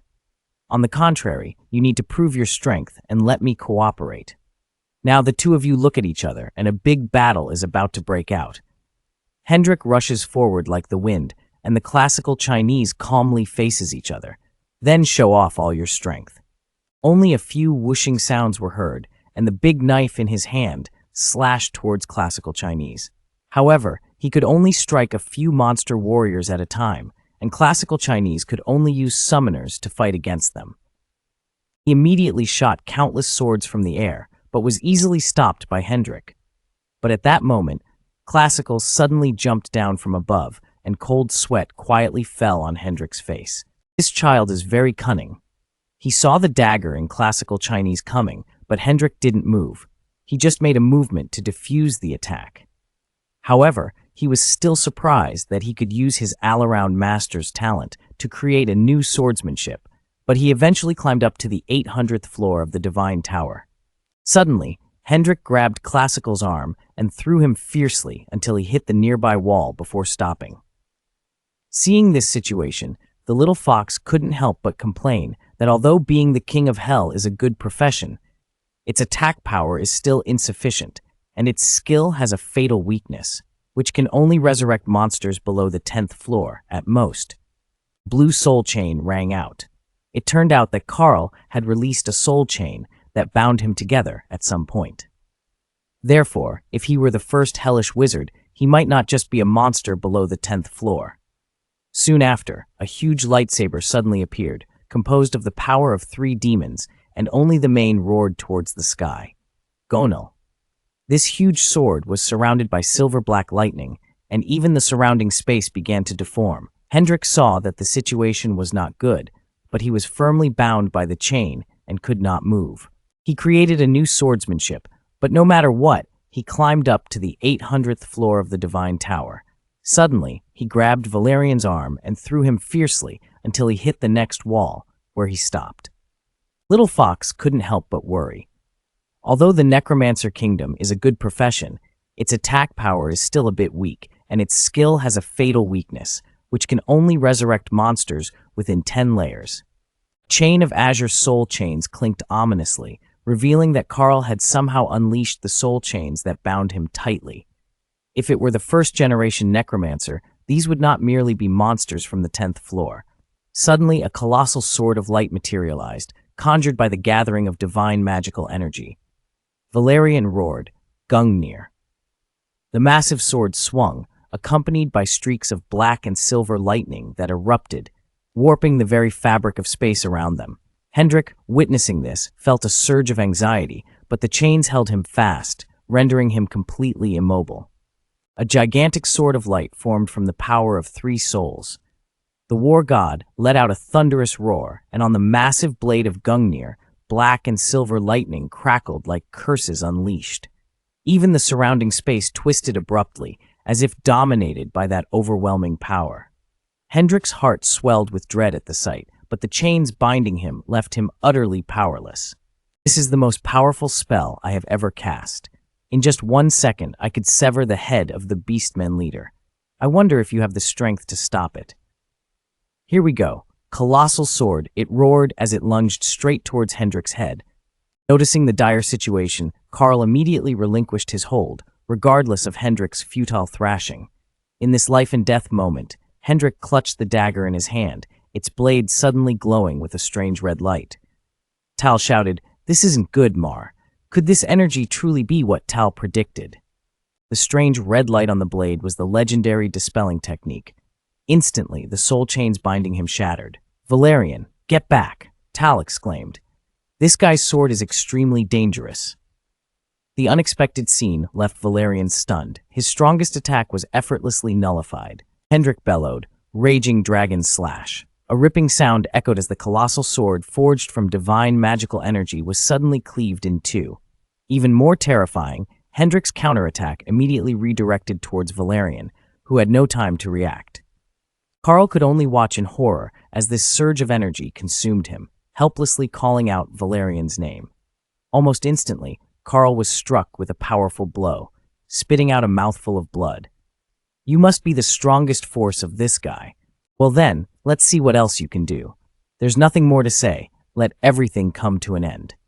Just as Valerian finished speaking, his figure unexpectedly appeared, saying, "Perhaps I will disappoint you." Valerian, the remaining powerful one, was still here. He then shot out two swords from his hands. Valerian deftly dodged, remarking, "Your shooting skills are nowhere near your swordsmanship." Before he could finish, the swordsmen behind him suddenly halted, then immediately redirected their attacks. He realized that this was no ordinary swordsman, but a magical swordsman. Valerian looked on with a smug expression before taking action. Three magical swords simultaneously struck Hendrik's body, causing blood to pour forth. The sharp pain surged through Hendrik, igniting a furious rage within him. His entire body started to tremble. As he watched himself plummeting through the air, Valerian realized he had to focus all his energy to deal with this foe. Without hesitation, he slowly pulled out the monstrous mask. "This time, let's see what you can do." With that, he donned the mask on his face. Although being near the monster could have adverse effects, this time he was determined to succeed. With a soft whoosh, Valerian's eyes widened behind the mask as he felt an overwhelming surge of energy rising within him. The air around him began to slow, and an immense wave of energy surged toward Hendrik. Standing still, Hendrik silently observed everything until suddenly his eyes turned a ghostly white. Gritting his teeth, he effortlessly dodged the fierce assault of the swirling vortex.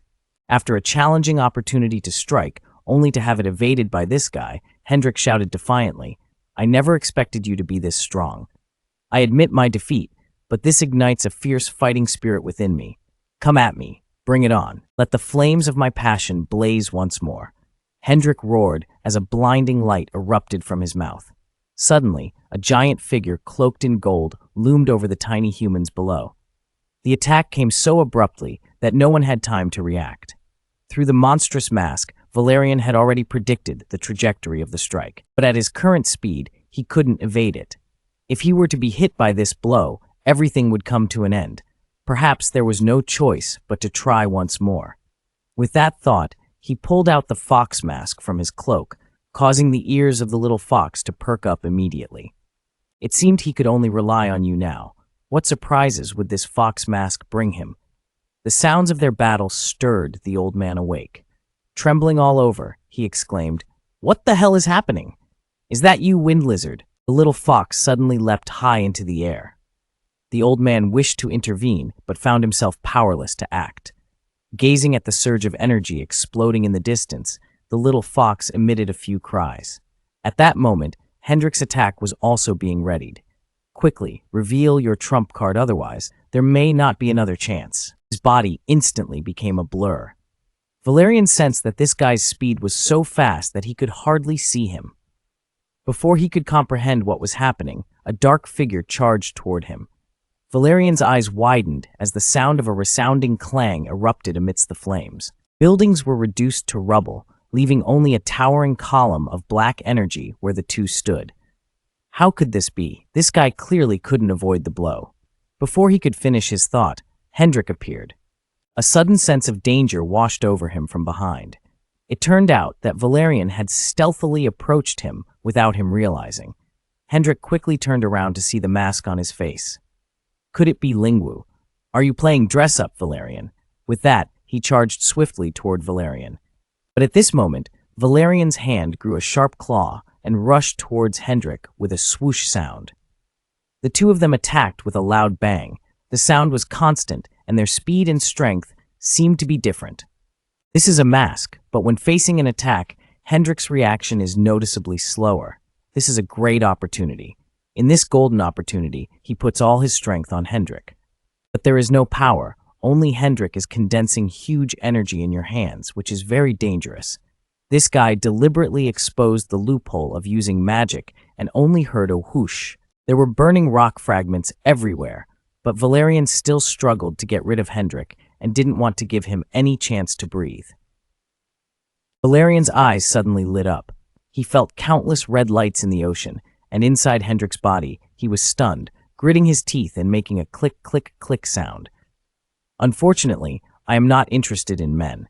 As long as you concentrate a little, this spell will be broken, but it will temporarily immobilize you. I am waiting for this moment, at this distance, and I will not use any other weapon to end this war with this deadly blow.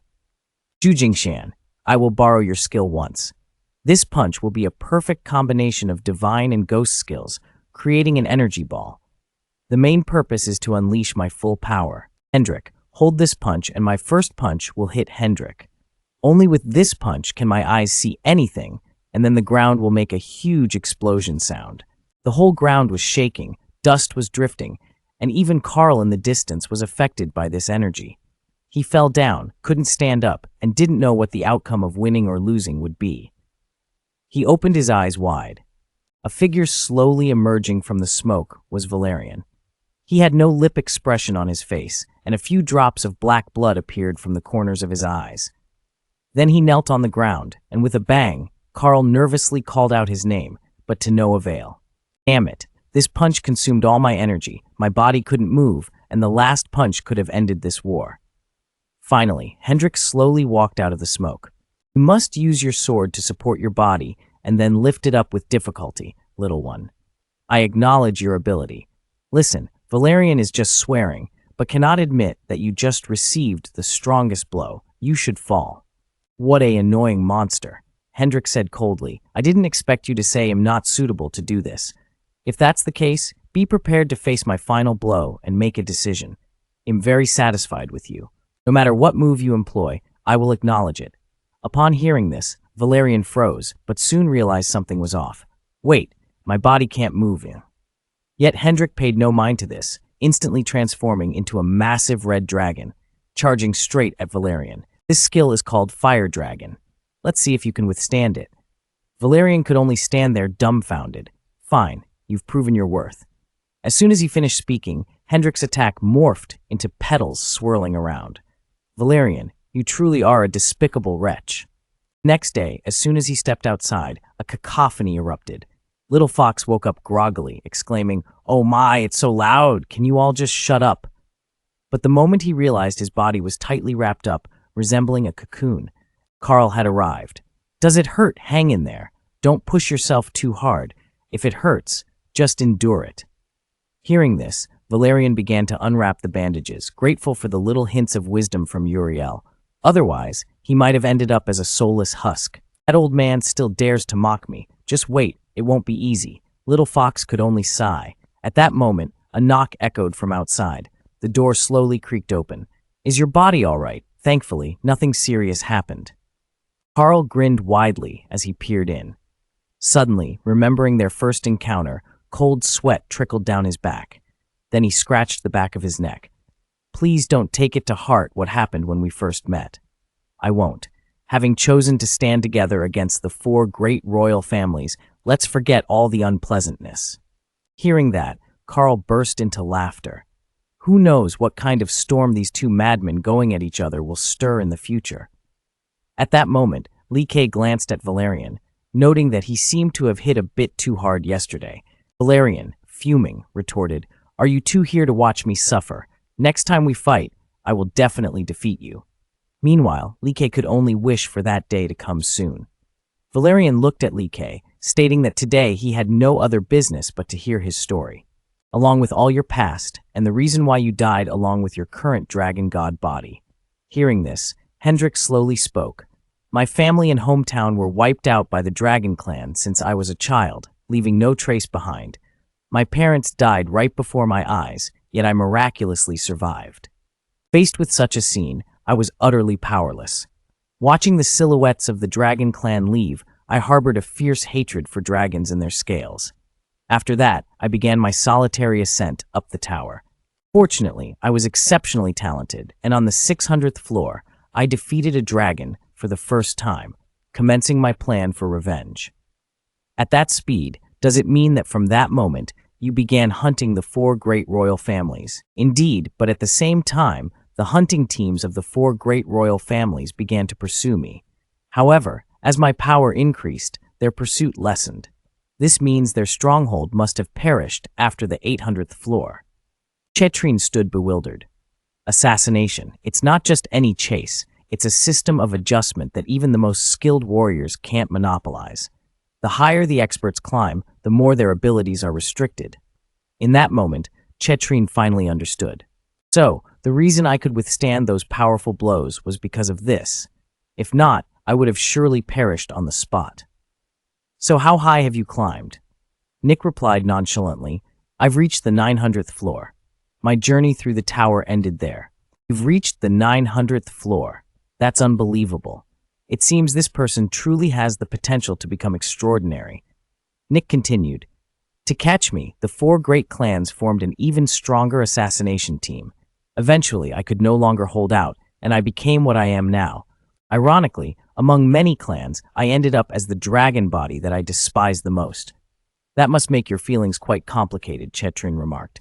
Back then, I even contemplated suicide, but with this body, dying isn't so easy.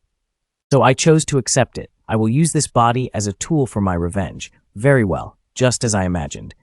So when shall we begin our ascent? Or shall we wait for the girl named Yusu to join us? Hearing this, Chetring's expression darkened. You want to join us, huh? If I don't accompany you, you'll end up in a tragic fate. This answer infuriated Chetring.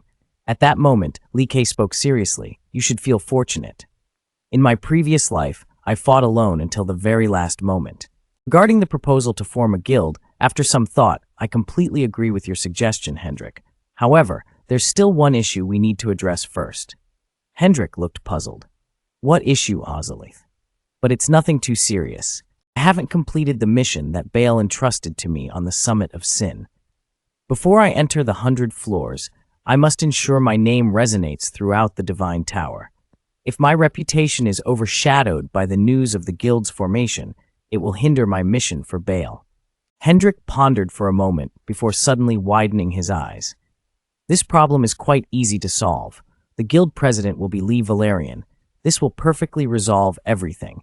Valerian stood there, bewildered, wondering why he hadn't thought of this. Honestly, I don't have much desire for the position of president. A person with limited leadership ability like me, while someone like you, a brilliant mage of the arcane, should be the one leading a powerful guild. Upon hearing this, Valerian could only remain silent. Such praise was indeed excessive. Yet, one cannot deny that Hendrik's words held some truth. However, at this moment, I still surpass him. If I were to become the guild president, would you be willing to accept the fate of being lesser than me? As soon as he finished speaking, Hendrik knelt down. I, the dragon slayer Hendrik, vow before my lord, Valerian. For the rest of my life, I shall remain loyal to you, Valerian. If anything goes against this, Valerian will not forgive easily. Are you certain you've thought this through? Hendrik replied resolutely, I have no regrets about my choice. So can you trust me? You may not know. The humiliations I've endured to eliminate the dragon clan, I have sacrificed everything, bearing all bitterness. No matter how arduous the path may be, I never wavered. Do you understand just how powerless I once felt? All that I've overcome is for you to suffer, yet for my goals, these hardships mean nothing. In an instant, Valerian made his decision. Then, for our shared vengeance, I will take on the role of union leader. Right. This is indeed the wisest choice. What do you plan to name the union? They say I possess strange powers, wearing peculiar hats while secretly devising a plan against the heavens. Then our union shall be named the Rebellion. Isn't that quite fitting? As long as we submit the registration fee to the trade association, we can immediately establish the union. Or we could have Poffy assist us directly in this endeavor. Welcome, Mr. Demon Face. Has Pafi already left? Yes, I'm currently managing affairs in Xi'an. However, Valerian suddenly grew suspicious. Why is Kenny, the manager of the spirit house, here? Because we often run into each other while repairing the tower, we've become quite familiar. So, what brings you here today? I want to establish a union of my own. No problem, I'll arrange it immediately. But to establish a union, we need at least 2 members. Hearing this, Carl stepped forward. Is that acceptable? Both were taken aback. Did you bribe that strange dragon on the street, Mr. Demon Face? All the members of our union are elite individuals. Not only do we have ourselves, but there will be more members to come. I hope you can implement some special measures to ensure they can join simultaneously. Mr. Kim Fu has arranged everything. Let's proceed at once. Meanwhile, on the 9th floor of the Divine Tower, the 9 of us were battling monsters. Suddenly, an invitation letter appeared, glowing green from behind. Kim Fu also received an invitation from Valerian. He smiled, finding the establishment of the union quite intriguing. The scene shifted at this moment. Valerian was studying a new skill, Spirit Bullet Fingers, along with an area damage skill, Magic Split. The goblins outside were suffering greatly. Seeing the piles of goblin corpses stacked like mountains before him, the mission of the Nine-Tailed Fox could finally be completed. The little fox had feasted and was now in a deep slumber. As the last dried pill was swallowed, a blinding white light suddenly radiated from Valerian. Speaking of completing the mission, the Nine-Tailed Fox. What would happen next was unclear to Valerian, but the situation felt increasingly dire. The Nine-Tailed Fox was on a quest for its true self. Hey, Valerian, look over there, he pointed urgently toward a direction Carl indicated. Valerian suddenly broke into a cold sweat. Could that seemingly foolish figure be the original form of the little fox? The little fox hesitated for a moment before darting towards Valerian. With no choice left, he held out his arms to embrace it. Valerian nearly toppled over as the little fox tackled him to the ground. Carl and Hendrik rushed over, asking if he was all right.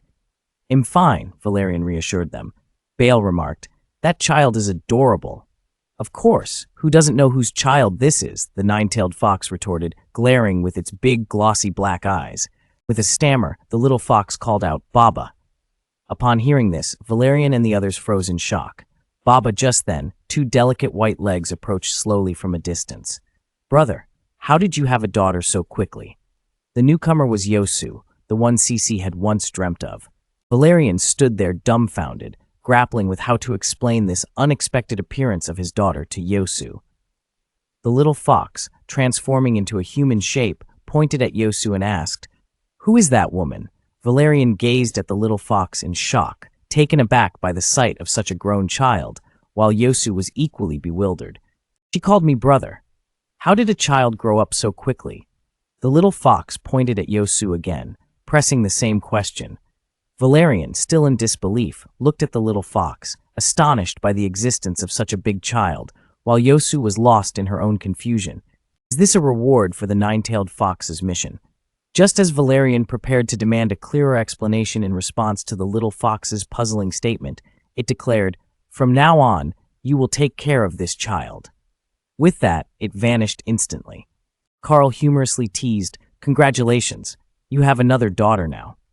Hendrik chimed in, mocking, Someone like you could actually father a fox child. Valerian gritted his teeth in anger. You two are truly cunning to mock me like this. Yosu suddenly knelt down, her face reflecting confusion. How could such a big child have been born? I can't believe my strong and handsome brother would hide something like this. If you had a lover before, it wouldn't be strange. Why didn't you tell me from the start? If that's the case, then let's pretend nothing happened. Who my brother is doesn't matter. It's okay, everything's fine. At this moment, Hendrik stepped closer to Yosu. You're the infamous Yosu, aren't you? It's a pleasure to meet you. I'm Hendrik, one of your brother's teammates in the fight against the 4 great families. I hope to rely on you in the future. Hearing this, Yosu looked up at him, but her eyes suddenly blazed with fiery anger, turning a deep shade of red. Remembering the village devastated by the 4 great families, along with the cries of his kin and the desperate wails of children, memories surged forth.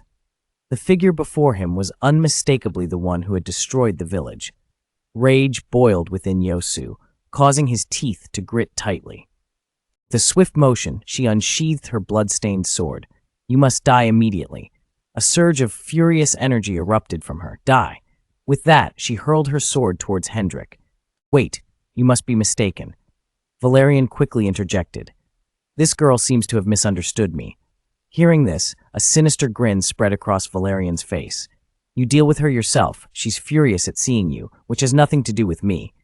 Nevertheless, Hendrik's gaze sharpened abruptly. If that were the case, he could be gravely injured. This girl was far from ordinary. In her quest for revenge, she'd do anything. If that's the case, then I won't hold back. He swung his sword with immense force. "I'll treat this as a test to join the Guild of the Unruly Heaven." A thunderous sound echoed as Hendrik was sent flying by the sheer power. He left a deep crater in the ground. But as the smoke cleared, Yosu charged at Hendrik with her sword in hand. In an instant, their blades clashed. The little creature had a decent momentum, but unfortunately, it still lacked a bit of power. Relying solely on this strength, as I said, the sword's blade transformed into a dragon, lunging toward Yosu. She was startled, grasping her sword to parry, realizing how fierce the attack was. Yet Hendrik's response was even quicker. The ground beneath him was suddenly ripped apart. Yosu was violently thrown back by the impact. She hadn't anticipated that her power and his would differ so greatly. The enemy stood before her, yet she felt utterly defenseless. Suddenly, the spirit of the sword manifested, grinning widely. How interesting it turns out, that guy is a little creature of the Dragon Clan. This time, I'll reluctantly lend you my power. Kill that dragon so it can see why I'm called the Bloodblade. This sword, stained with the blood of countless dragon clans, bore that name for a reason. Yosu was suddenly enveloped in destructive power as she charged toward Hendrik. Seeing this, Hendrik raised an eyebrow. "So it's also a magic sword, bring it on." Yosu shouted fiercely, "You must die." With that, she lunged at Hendrik, swinging down her sword, but he easily blocked it. Still too weak. Yosu was astonished he had stopped the strength of the Bloodblade with just one hand. In that moment of her shock, Hendrik struck her in the stomach. Yosu coughed up a mouthful of black blood, collapsing to her knees. "The sword in my hand is not an ordinary one. In terms of quality, it's far stronger than your sword." Hearing those words, the Blood Mage gritted his teeth in fury. He longed for more power, power great enough to annihilate the dragon before him. The Bloodblade laughed maniacally. "Ha ha ha! Now that's more like it." He focused all his strength into his palm, and the tip of the blood-red sword gleamed menacingly. A torrent of ferocious energy surged from Suyu, like a warrior goddess wielding a sword, radiating an aura of sheer terror. Even Hendrik, a battle-hardened veteran, felt a chill run down his spine. "That's the price you pay. You've burned my village to ashes, and I will avenge the fallen." Jodai stood frozen, watching countless blades of energy slice through the air, suddenly hurtling towards Hendrik's eyes. He thought to himself, "This is it. This power is beyond the limits of this child. If I don't intervene, the sword wielder will be in mortal danger." Without hesitation, he dashed forward, grabbing Suyu's arm. "Let it go. If you don't, your will be consumed by it. The sword's power will gnaw at your life like a parasite. You're not ready to master it yet." At his words, it seemed Suyu's reason began to resurface. Her face twisted in agony, but as memories of the razed village and the souls lost surged within her, the flames of vengeance swiftly overpowered her reason. "Unless you die, I cannot let go of the humiliation you've set ablaze. I will never forgive you." With that, Suyu unleashed a flurry of bloodied blades, hurtling them directly at Hendrik. Hendrik warned her, "You cannot control that sword's power. It will devour your life like a parasite." Suyu, remembering the devastation of her homeland and the young lives lost, the fire of revenge completely drowned out her rationality. "Unless I kill you, I can't let go." Hendrik gazed into the distance, realizing Suyu had lost herself completely. "I must find a way to make her stop." He gently asked, "Do you hate the Dragon Clan as well? Is that why you're so enraged?" "Indeed, I swear to eliminate all 4 royal clans, including your Dragon Clan.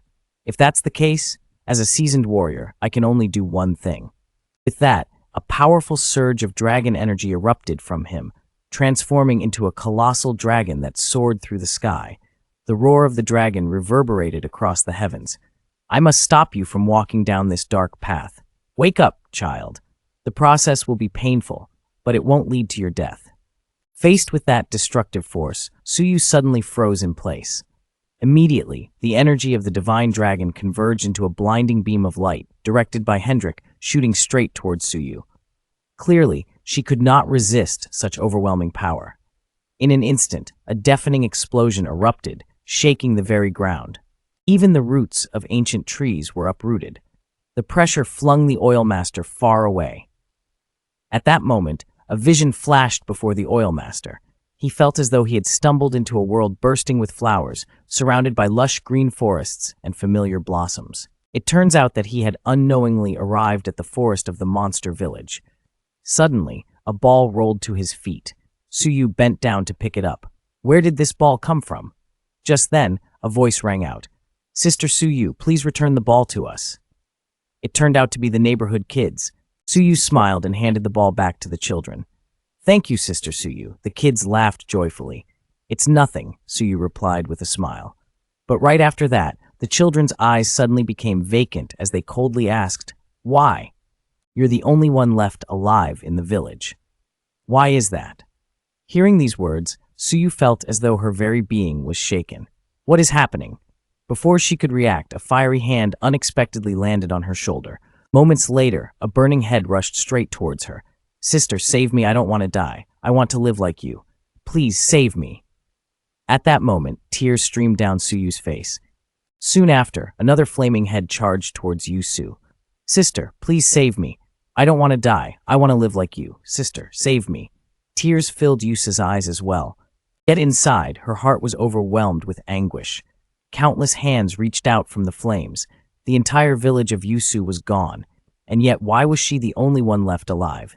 You must take revenge for us. Avenge us. At that moment, Yusu shut her eyes tightly, her mind flooded with rage and regret. Why was she the only one to survive? Suddenly, the soul artifact appeared in her mind. To avenge them, I must survive. Only because I am the only one who can wield the blood artifact. Even if all others in the demon clan have perished, as long as I live, there is still a chance for revenge. Therefore, I must rise and survive to avenge the demon clan. Demon clan is one that never forgets gratitude and revenge. At this moment, Yusu slowly stood up. Hendrik beside her felt a surge of doubt. After being attacked by the assault dragon, how could she stand up again? What kind of conviction fueled her will? Then, a swift whoosh echoed as Yusu brandished the blood artifact, charging toward Hendrik, shouting, I will kill you to avenge those in the village. Seeing Yusu's sudden attack, Hendrik was caught off guard. In an instant, Yusu's strike was upon him. Even as he raised his sword to block, it was shattered by the power of Yusu's blood artifact. The soul artifact sighed. Is today the day it all ends? It seems this is the limit for her.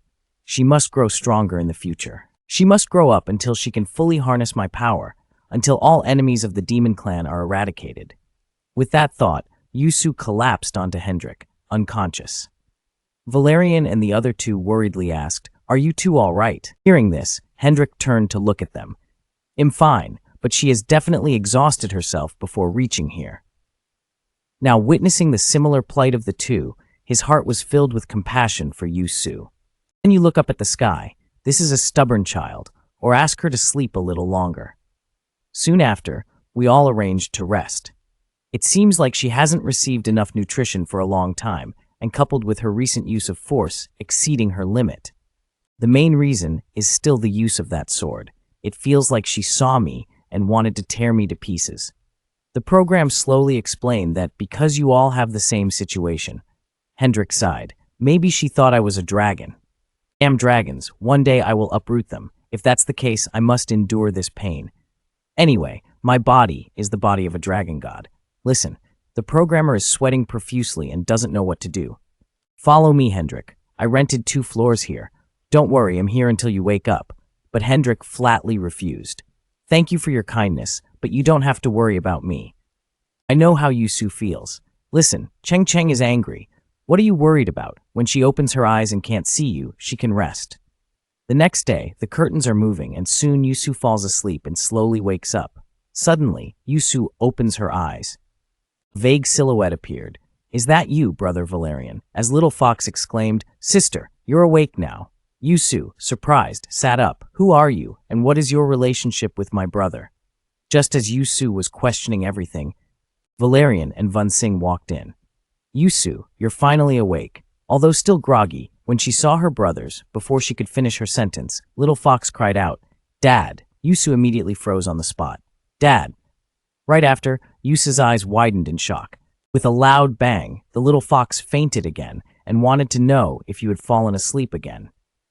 Seeing this, Valerian reluctantly picked up the little fox. If she didn't change her name, she might have killed her.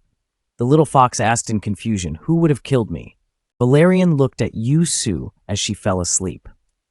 It was his sister standing in front of Valerian, who finally explained everything to Yusu, and then everyone started packing their bags. "Are you ready to leave the tower? If there's nothing particularly important, you may not come back. All you have left is the blood treasure on Hendrik's body. Everything is created by magic, so there's no need to clean up the little fox. I think I have nothing." Valerian wonders why the little fox didn't call Dad, but called you instead. That's why I told her. Although Little Fox is very young, he is still a child and can't distinguish between his father and brother, which is understandable. Is this really a friendly deal? Your sister's voice made your eyes wide open. Isn't it, Dad is raping you, Valerian? It seems like nothing happened. Everyone is holding Hendrik and looking at it. This is a scroll that allows for instant teleportation.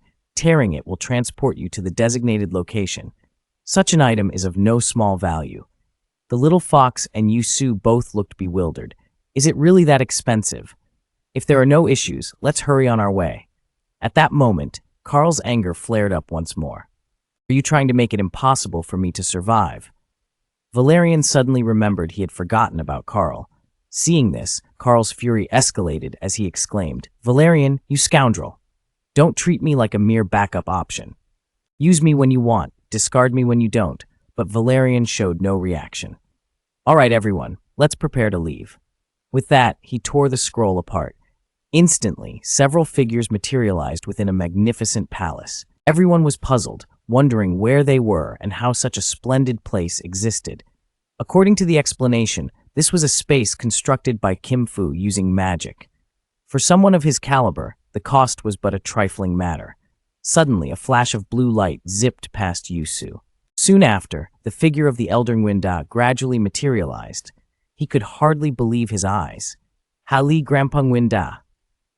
The two immediately embraced each other like long-lost relatives. Tears welled up in Nguyen's eyes as he exclaimed, "Thank the heavens, I can still meet you in this lifetime. I'm truly overjoyed."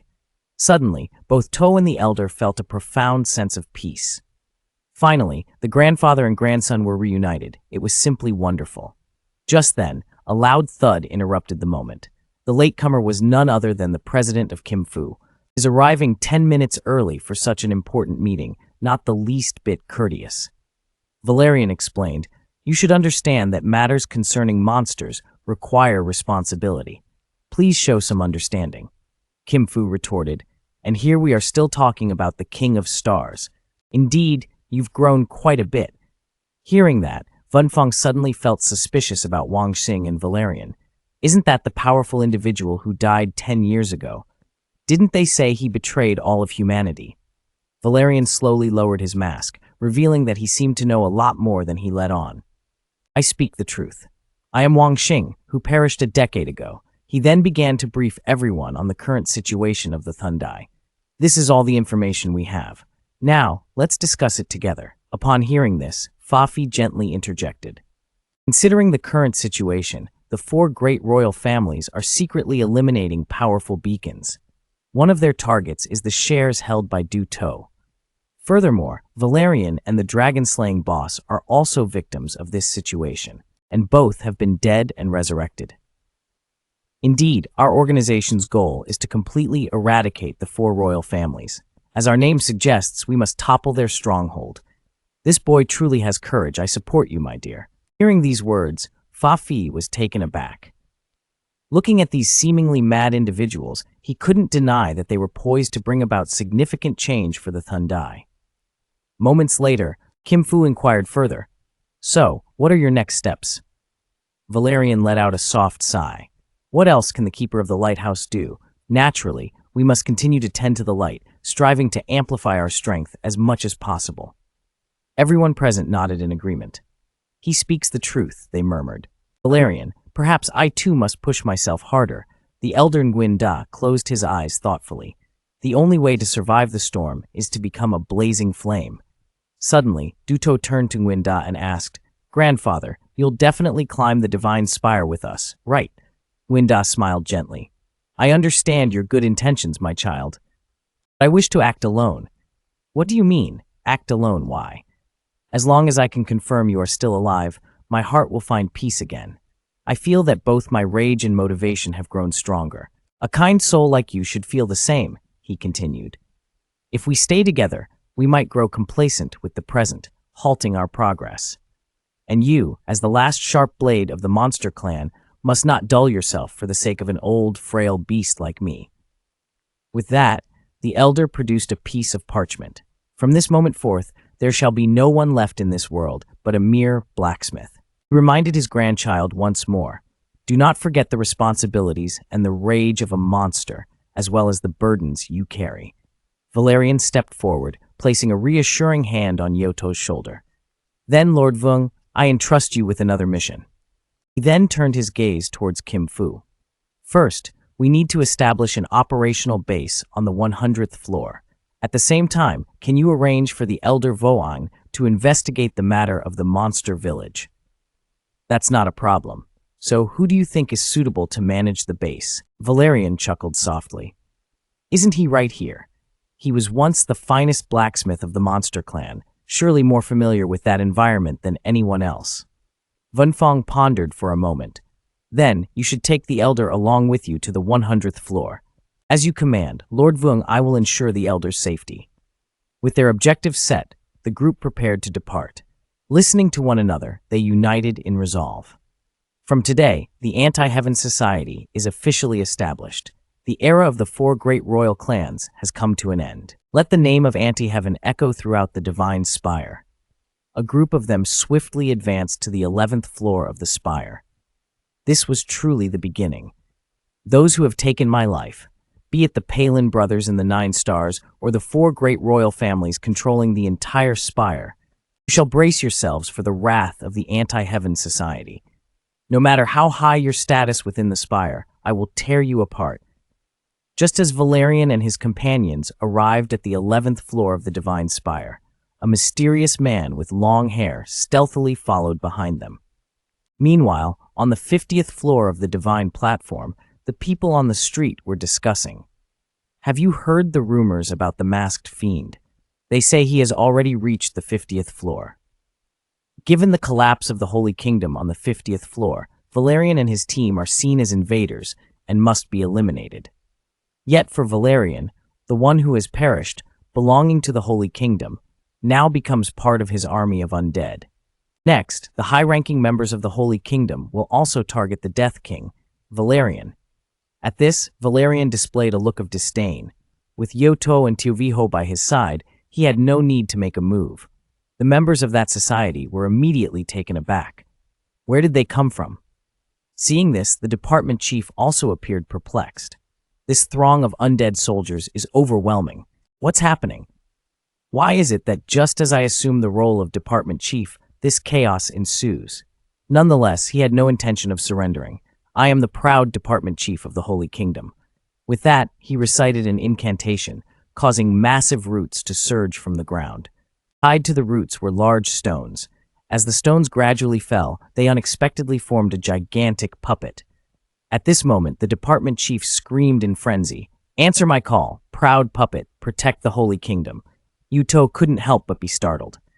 Isn't this the monster that only appears at level 120? The department chief shouted madly. You're not wrong, but since the puppet has been summoned, your demise is already sealed. Go forth, puppet, crush those foolish ones who dare to shatter the alliance of the Holy Kingdom into mere scraps. But in the next instant, the department chief seemed to realize something in the crowd. The true strongest enemy is a dragon. Hendrik also boldly declared, do not fear. The department chief immediately grasped the dire predicament. How could this be? My puppet. Yet, unbeknownst to him, Valerian had stealthily circled behind him, seizing his throat and lifting him high above. You are the captain of the 50th Department, aren't you? Even so, the department chief continued to scream in desperation. Are you really planning to confront the great ones of the 9 stars? Yet there was not a flicker of emotion on Valerian's face. How could it be? Those foes have been my enemies since a decade ago. With that, he crushed the head of the department chief. This is where it all comes to a temporary halt. Now, let us continue onward and face the wicked who have laid their traps. At this moment, the people on the street were buzzing with chatter. Isn't that the Masked Fiend and the Reversal Society? They were the ones who attacked the 9 Stars Alliance. But Valerian paid no mind to their comments. What's going on? I can't see anything. Reaching the 100th floor means completing the mission. Hendrix smiled at that moment. This guy is quite brazen with his leaks of information. Even at the 40th floor, he used magic to erase all traces. Lu Tuo questioned, "Did you do that on purpose?" Valerian replied, "Indeed. I'm tired of scouring their guild for information. From now on, they'll have to come to me." With that, he opened his status screen, assessing his current abilities. Even if someone sneaked in to attack, it wouldn't be a problem. Despite the circumstances, he felt quite confident, bolstered by the dark energy and divine power at his disposal. Even if high-ranking lantern holders were to launch a surprise attack, this could still serve as a formidable weapon. Yet the most regrettable aspect right now is the lack of equipment. Hendrik added, "Don't be too greedy. Didn't you receive gear crafted by the Shadow Lord?" But the name Shadow Lord stirred a wave of sorrow within Yoto. Shadow Lord must be living well. Hearing this, Tuviho immediately expressed her anger. "Hendrik, you're hurting her feelings." Hendrik felt a bit embarrassed, yet Valerian understood all too well. To obtain better equipment and soothe the spirits of those living in the lower tiers, it seemed their only option was to go down there. That place was the black market on the 51st floor, where one could purchase unofficial items, and even rare, special weapons could make an appearance. "If we find what you want, I can buy it for you," he offered. To calm the anxiety of those living in the lower levels, it seemed that the only way was to venture there. That was the black market on the 51st floor. There, one could acquire unofficial items, including rare and special weapons. If I find what you seek, I could bring them back as gifts for you. Hearing this, Yoto felt a surge of excitement. Teoviho chimed in eagerly, "Brother, I want some too." It was surprising how a bit of gear could bring them such joy. If I had known, I would have given them something sooner. But just as a few were discussing their next move, a red sphere suddenly appeared behind them, rolling closer and closer. When the sphere opened, a terrifying wave of energy erupted from within. Valerian instantly recognized it as a bomb. But it was too late to dodge. He could only watch helplessly as the shockwave sent him soaring through the air. Just as he was regaining his balance, a dark muzzle was suddenly aimed at the back of his neck. Valerian's heart raced with dread. Could it be a murderer? Yet the woman with the gun offered him no time to react. Suddenly, a dark muzzle was aimed directly at the back of his head. Seeing this, Valerian's heart raced with fear. Could it be an assassin? But the woman with the gun gave him no time to react. Without uttering a word, she immediately pulled the trigger. A powerful surge of energy shot forth from the gun. Even if Valerian tried to dodge, that terrifying energy seemed to track him like a predator stalking its prey. All he heard was a thunderous explosion where he stood. Valerian was left in shock. A mere gun could unleash such devastating power. If it weren't for the mask, he surely wouldn't have escaped with his life. The woman wielding the gun looked just as astonished. He managed to evade my closer-range shot, but she failed to notice Hendrik's attack closing in on her head. Faced with this, the woman merely smiled softly and said, Instantly, blue crystals appeared around her body, forming a barrier against Hendrik's strike. Hendrik's eyes widened in disbelief. It was machinery. As Hendrik's attack collided with the crystal barrier, a few sharp sounds rang out, and the woman suddenly unleashed a red wave, sending Hendrik flying away. At the same time, Duto and Teoviho charged in from both sides, aiming at the woman. But how could they dare to shoot at their brother? Tioviho shouted loudly to protect him. In response, the woman remained calm, lightly warning them. With a swift turn, she activated her flying unit, soaring straight into the sky. But Duto and Tioviho lunged into thin air. Down below, Tioviho foolishly yelled, "It's a plane! A plane! It looked just like a plane." Duto quickly realized something was amiss. This wasn't an aircraft, it was clearly a bomb. When the bomb detonated, another deafening explosion echoed, sending Duto and Tioviho hurtling into the sky, unconscious. Fainted, the woman in this time and space couldn't help but laugh and say, "Even Ghostface Superman and his accomplices are nothing more than that." At first, I was looking forward to it, but I didn't expect it to be just like this. Two sword lights immediately walked towards them. "Don't look down on us." But soon, both of them were stunned because the woman's gun was aimed at their heads. Unfortunately, the void was almost over, but the woman didn't immediately pull the trigger and let the two fly away. "But don't take it lightly. I have a few more words to say to you," the woman introduced. "My name is Snow Eagle, and I'm a very strong bounty hunter." Upon hearing the word bounty hunter, both of them were surprised to see if anyone had given us a reward. "We were just gatekeepers on the 50th floor who had the imagination to kill us." The woman replied, "You don't need to introduce yourself, Demon Superman and his strange companions." Upon hearing these words, Hendrik couldn't help but feel uneasy. "Is this all your wish?" Snow Eagle immediately burst out laughing. "I was planning to turn you into a prey, but now I've changed my mind. Shall we take a gamble? Let's bet on a game that benefits both parties." Hendrik was immediately stunned when he heard the bet. "What are you betting on?" Snow Eagle immediately replied. "If you win, it'll tell you who offered you the reward." Hendrik couldn't sit still anymore. "I really can't hear. It'll cut your neck right now," but Valerian immediately raised his hand to stop him. "Wait, if we have 5 stars or 4 royal families behind us, we will face a huge danger from the lighthouse. To gather information, let's listen to her for now." Hendrik could only mutter angrily, while Valerian continued. "If negotiations have already begun, you should make it clear what you want to bet on. The thrill of battling the strong is always exhilarating. So, shall we continue this fight?" Upon hearing this, Hendrik immediately exploded with rage. "What the hell are you doing? Haven't we been talking about wanting to fight?" However, Twitting gestured for him to hold on. "Before we engage, there's a condition. Regardless of whether we win or lose, all 3 of us must survive. Only by staying alive can you gather information. Besides, I don't wish to become your enemy." Clearly, Twitting did not want either side to fight to the death. But what was she truly scheming? Since it was 2 against 1, summoning was off the table. Hearing this, Valerian replied, "No problem. Just give him a real taste of battle, and we'll know what he's thinking. Even if I lose limbs, as long as I have breath left, right, then let the fight begin." Twitting immediately activated the automatic flying mode of her helmet. In no time, a machine gun was aimed directly at Valerian's head. As it locked onto its target, it sprang into action. Instantly, the gun began to fire, forcing Valerian to quickly retract his hand. "Just a toy," he scoffed. But Twitting had somehow appeared behind him. "Don't forget about me." With that, she aimed at Valerian and pulled the trigger. In an instant, Valerian activated his skill, Soul Shield. Twitting's attack was intercepted by the barrier. Meanwhile, Hendrik had approached Twitting from behind, launching a dragon slash aimed at her head. Yet Twitting remained completely calm, murmuring "protect," which instantly neutralized Hendrik's strike. Witnessing this, both fighters were taken aback and exchanged glances. Twitting had suddenly vanished at the moment of attack. Hendrik's strike cleaved straight into Valerian's shield. A series of sharp clangs rang out, followed by a thunderous explosion, while Twitting watched from above. What kind of situation is this? Their coordination is terrible.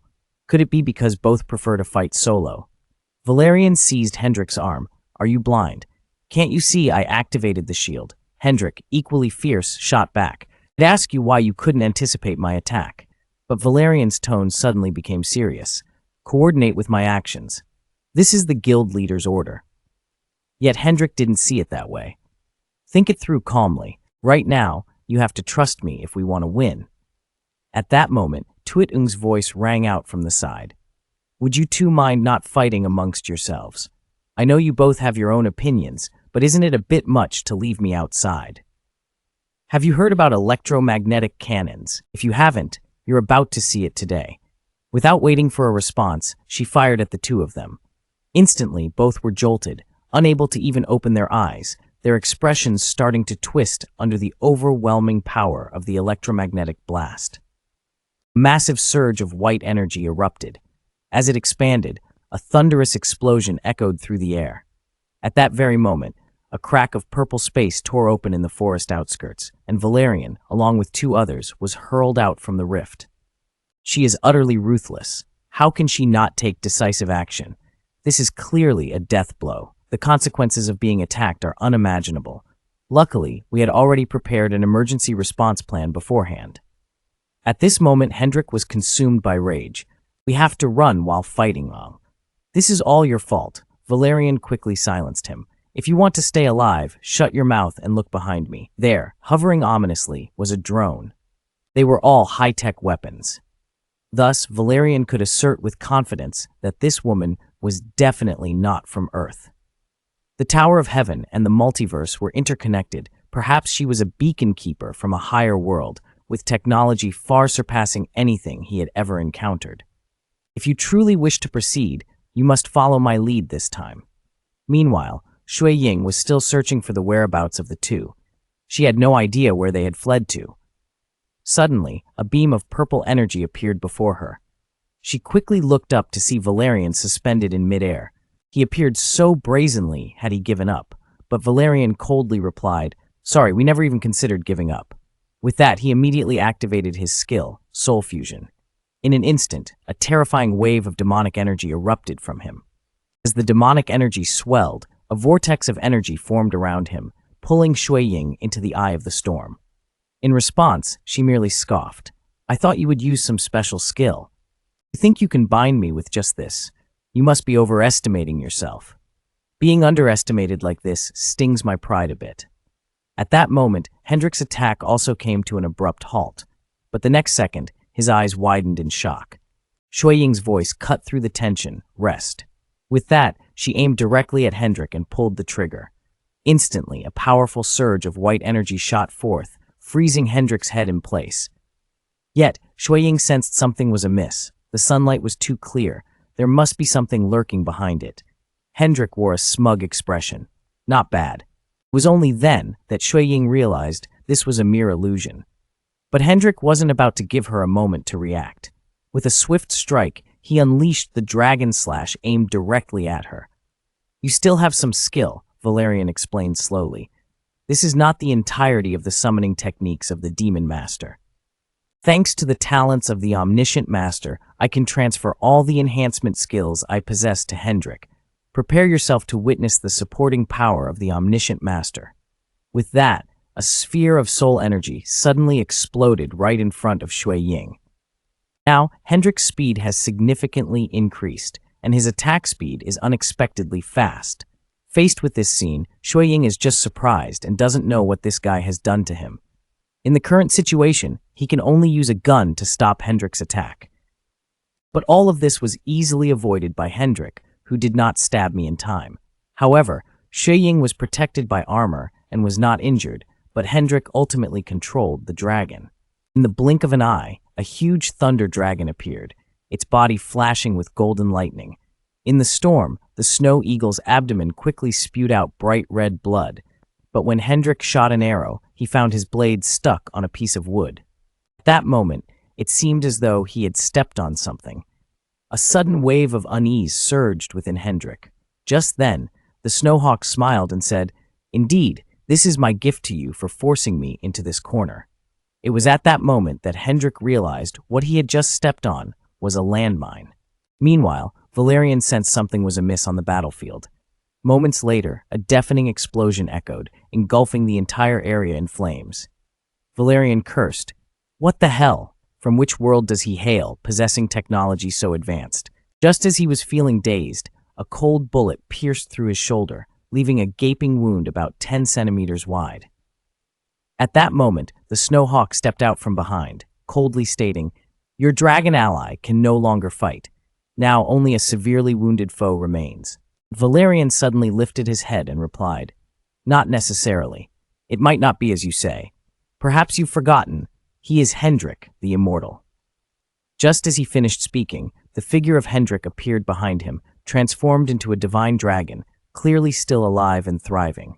However, the Snowhawk merely smirked disdainfully and said, "You haven't unleashed your full power yet, have you?" Suddenly, Hendrik's gaze turned icy. "You dare show me this disgusting side?" With that, he swiftly seized the Snowhawk, his rage overflowing. Flames erupted from the dragon's maw, but the Snowhawk effortlessly dodged them.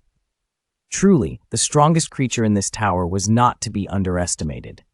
He then pointed and declared, "But I have yet to unleash my full strength." No sooner had he spoken than a barrage of lasers surrounded him. As the Snowhawk cranked his power to the maximum, a powerful explosion erupted. When the dust settled, Hendrik slowly opened his eyes and remarked, "Did you summon a swarm of flies to annoy me?" Startled by this, the Snowhawk shivered, just as Hendrik hovered above him. "We agreed not to kill one another, right, Deming? Then I shall let you live in torment." With that, a fiery mass began to form at his mouth. The Snowhawk couldn't help but feel apprehensive. "But do you truly think I can't withstand this attack?" With a piercing shriek, the Snowhawk maximized the shielding of his mask. Simultaneously, Hendrik unleashed his dragon flames. Instantly, a tremendous impact struck the Snowhawk's cheek, causing the air around them to explode. While Valerian continued to use his divine powers to heal his wounds, Hendrik had transformed into the dragon god. The barriers and defenses he had previously set up vanished. Clearly, Hendrik's unique existence had severely disrupted the magical order here. However, what puzzled Hendrik was that the Snowhawk, at some point, had perched on his head. And it wasn't just one, but two, no, three. But when he looked up at the sky, he was met with the countless forms of the Snowhawk. This isn't right. Hendrik had clearly taken control of the surrounding magic. The Snow Eagle quickly explained, "This isn't magic, it's science. Perhaps you don't fully understand the entire system. Even a dragon, hailed as the Lord of Magical Power, can do nothing." After saying that, he raised his energy gun, "And all my weapons are crafted from the remains of the dead." After that, a barrage of bullets shot toward Hendrik. While to him, it felt like merely scratching an itch, it still made his impotent rage surge. But then, the Snow Eagle brought out something larger. "Well then, why don't you try this?" However, Hendrik scoffed in disdain. "It must be a fake. You can think that way. This is the strongest weapon, but also the worst. I don't want to use it unless it's absolutely necessary," Hendrik replied. "Fine, I'll also use my power to welcome you." With that, an ancient magic circle appeared amidst the dragon's flames, accompanied by violent currents of electricity. Instantly, the suffocating dragon fire erupted from his mouth, while bullets from the Snow Eagle's gun were fired. When the bullets and dragon fire collided at breakneck speed, a massive explosion echoed. Soon after, a brilliant white light burst forth. As the dust settled, the Snow Eagle's face began to quickly crumble. Due to the overwhelming heat, his system could no longer function normally. Perhaps the system needs a little rest. Oh, I almost forgot about Hendrik. Just as he finished speaking, Hendrik's massive figure loomed before him. The Snow Eagle stood dumbfounded. "Can you still fight me?" But then he quickly realized that the bells on Hendrik's body began to fall. Moments later, a loud crash resounded as Hendrik collapsed to the ground. Witnessing this scene, the Snow Eagle felt a choking anger rise within him. "I really did take down a dragon." His words were abruptly cut off by a voice. Emerging slowly from the clouds of dust was Valerian. "Don't forget about me. We agreed to make it a three-way fight." The Snow Eagle appeared helpless. "How can I still talk tough with a hole in my chest?" He frowned, gazing at Valerian's handsome face. "But there's no way to resolve this situation. This weapon is sufficient to deal with you. You should just admit defeat." At that moment, Valerian suddenly produced a dragon scale in his hand. "The word defeat doesn't exist in my dictionary." With that, he stuffed the dragon scale into his mouth. Victory or defeat can only be determined after the battle.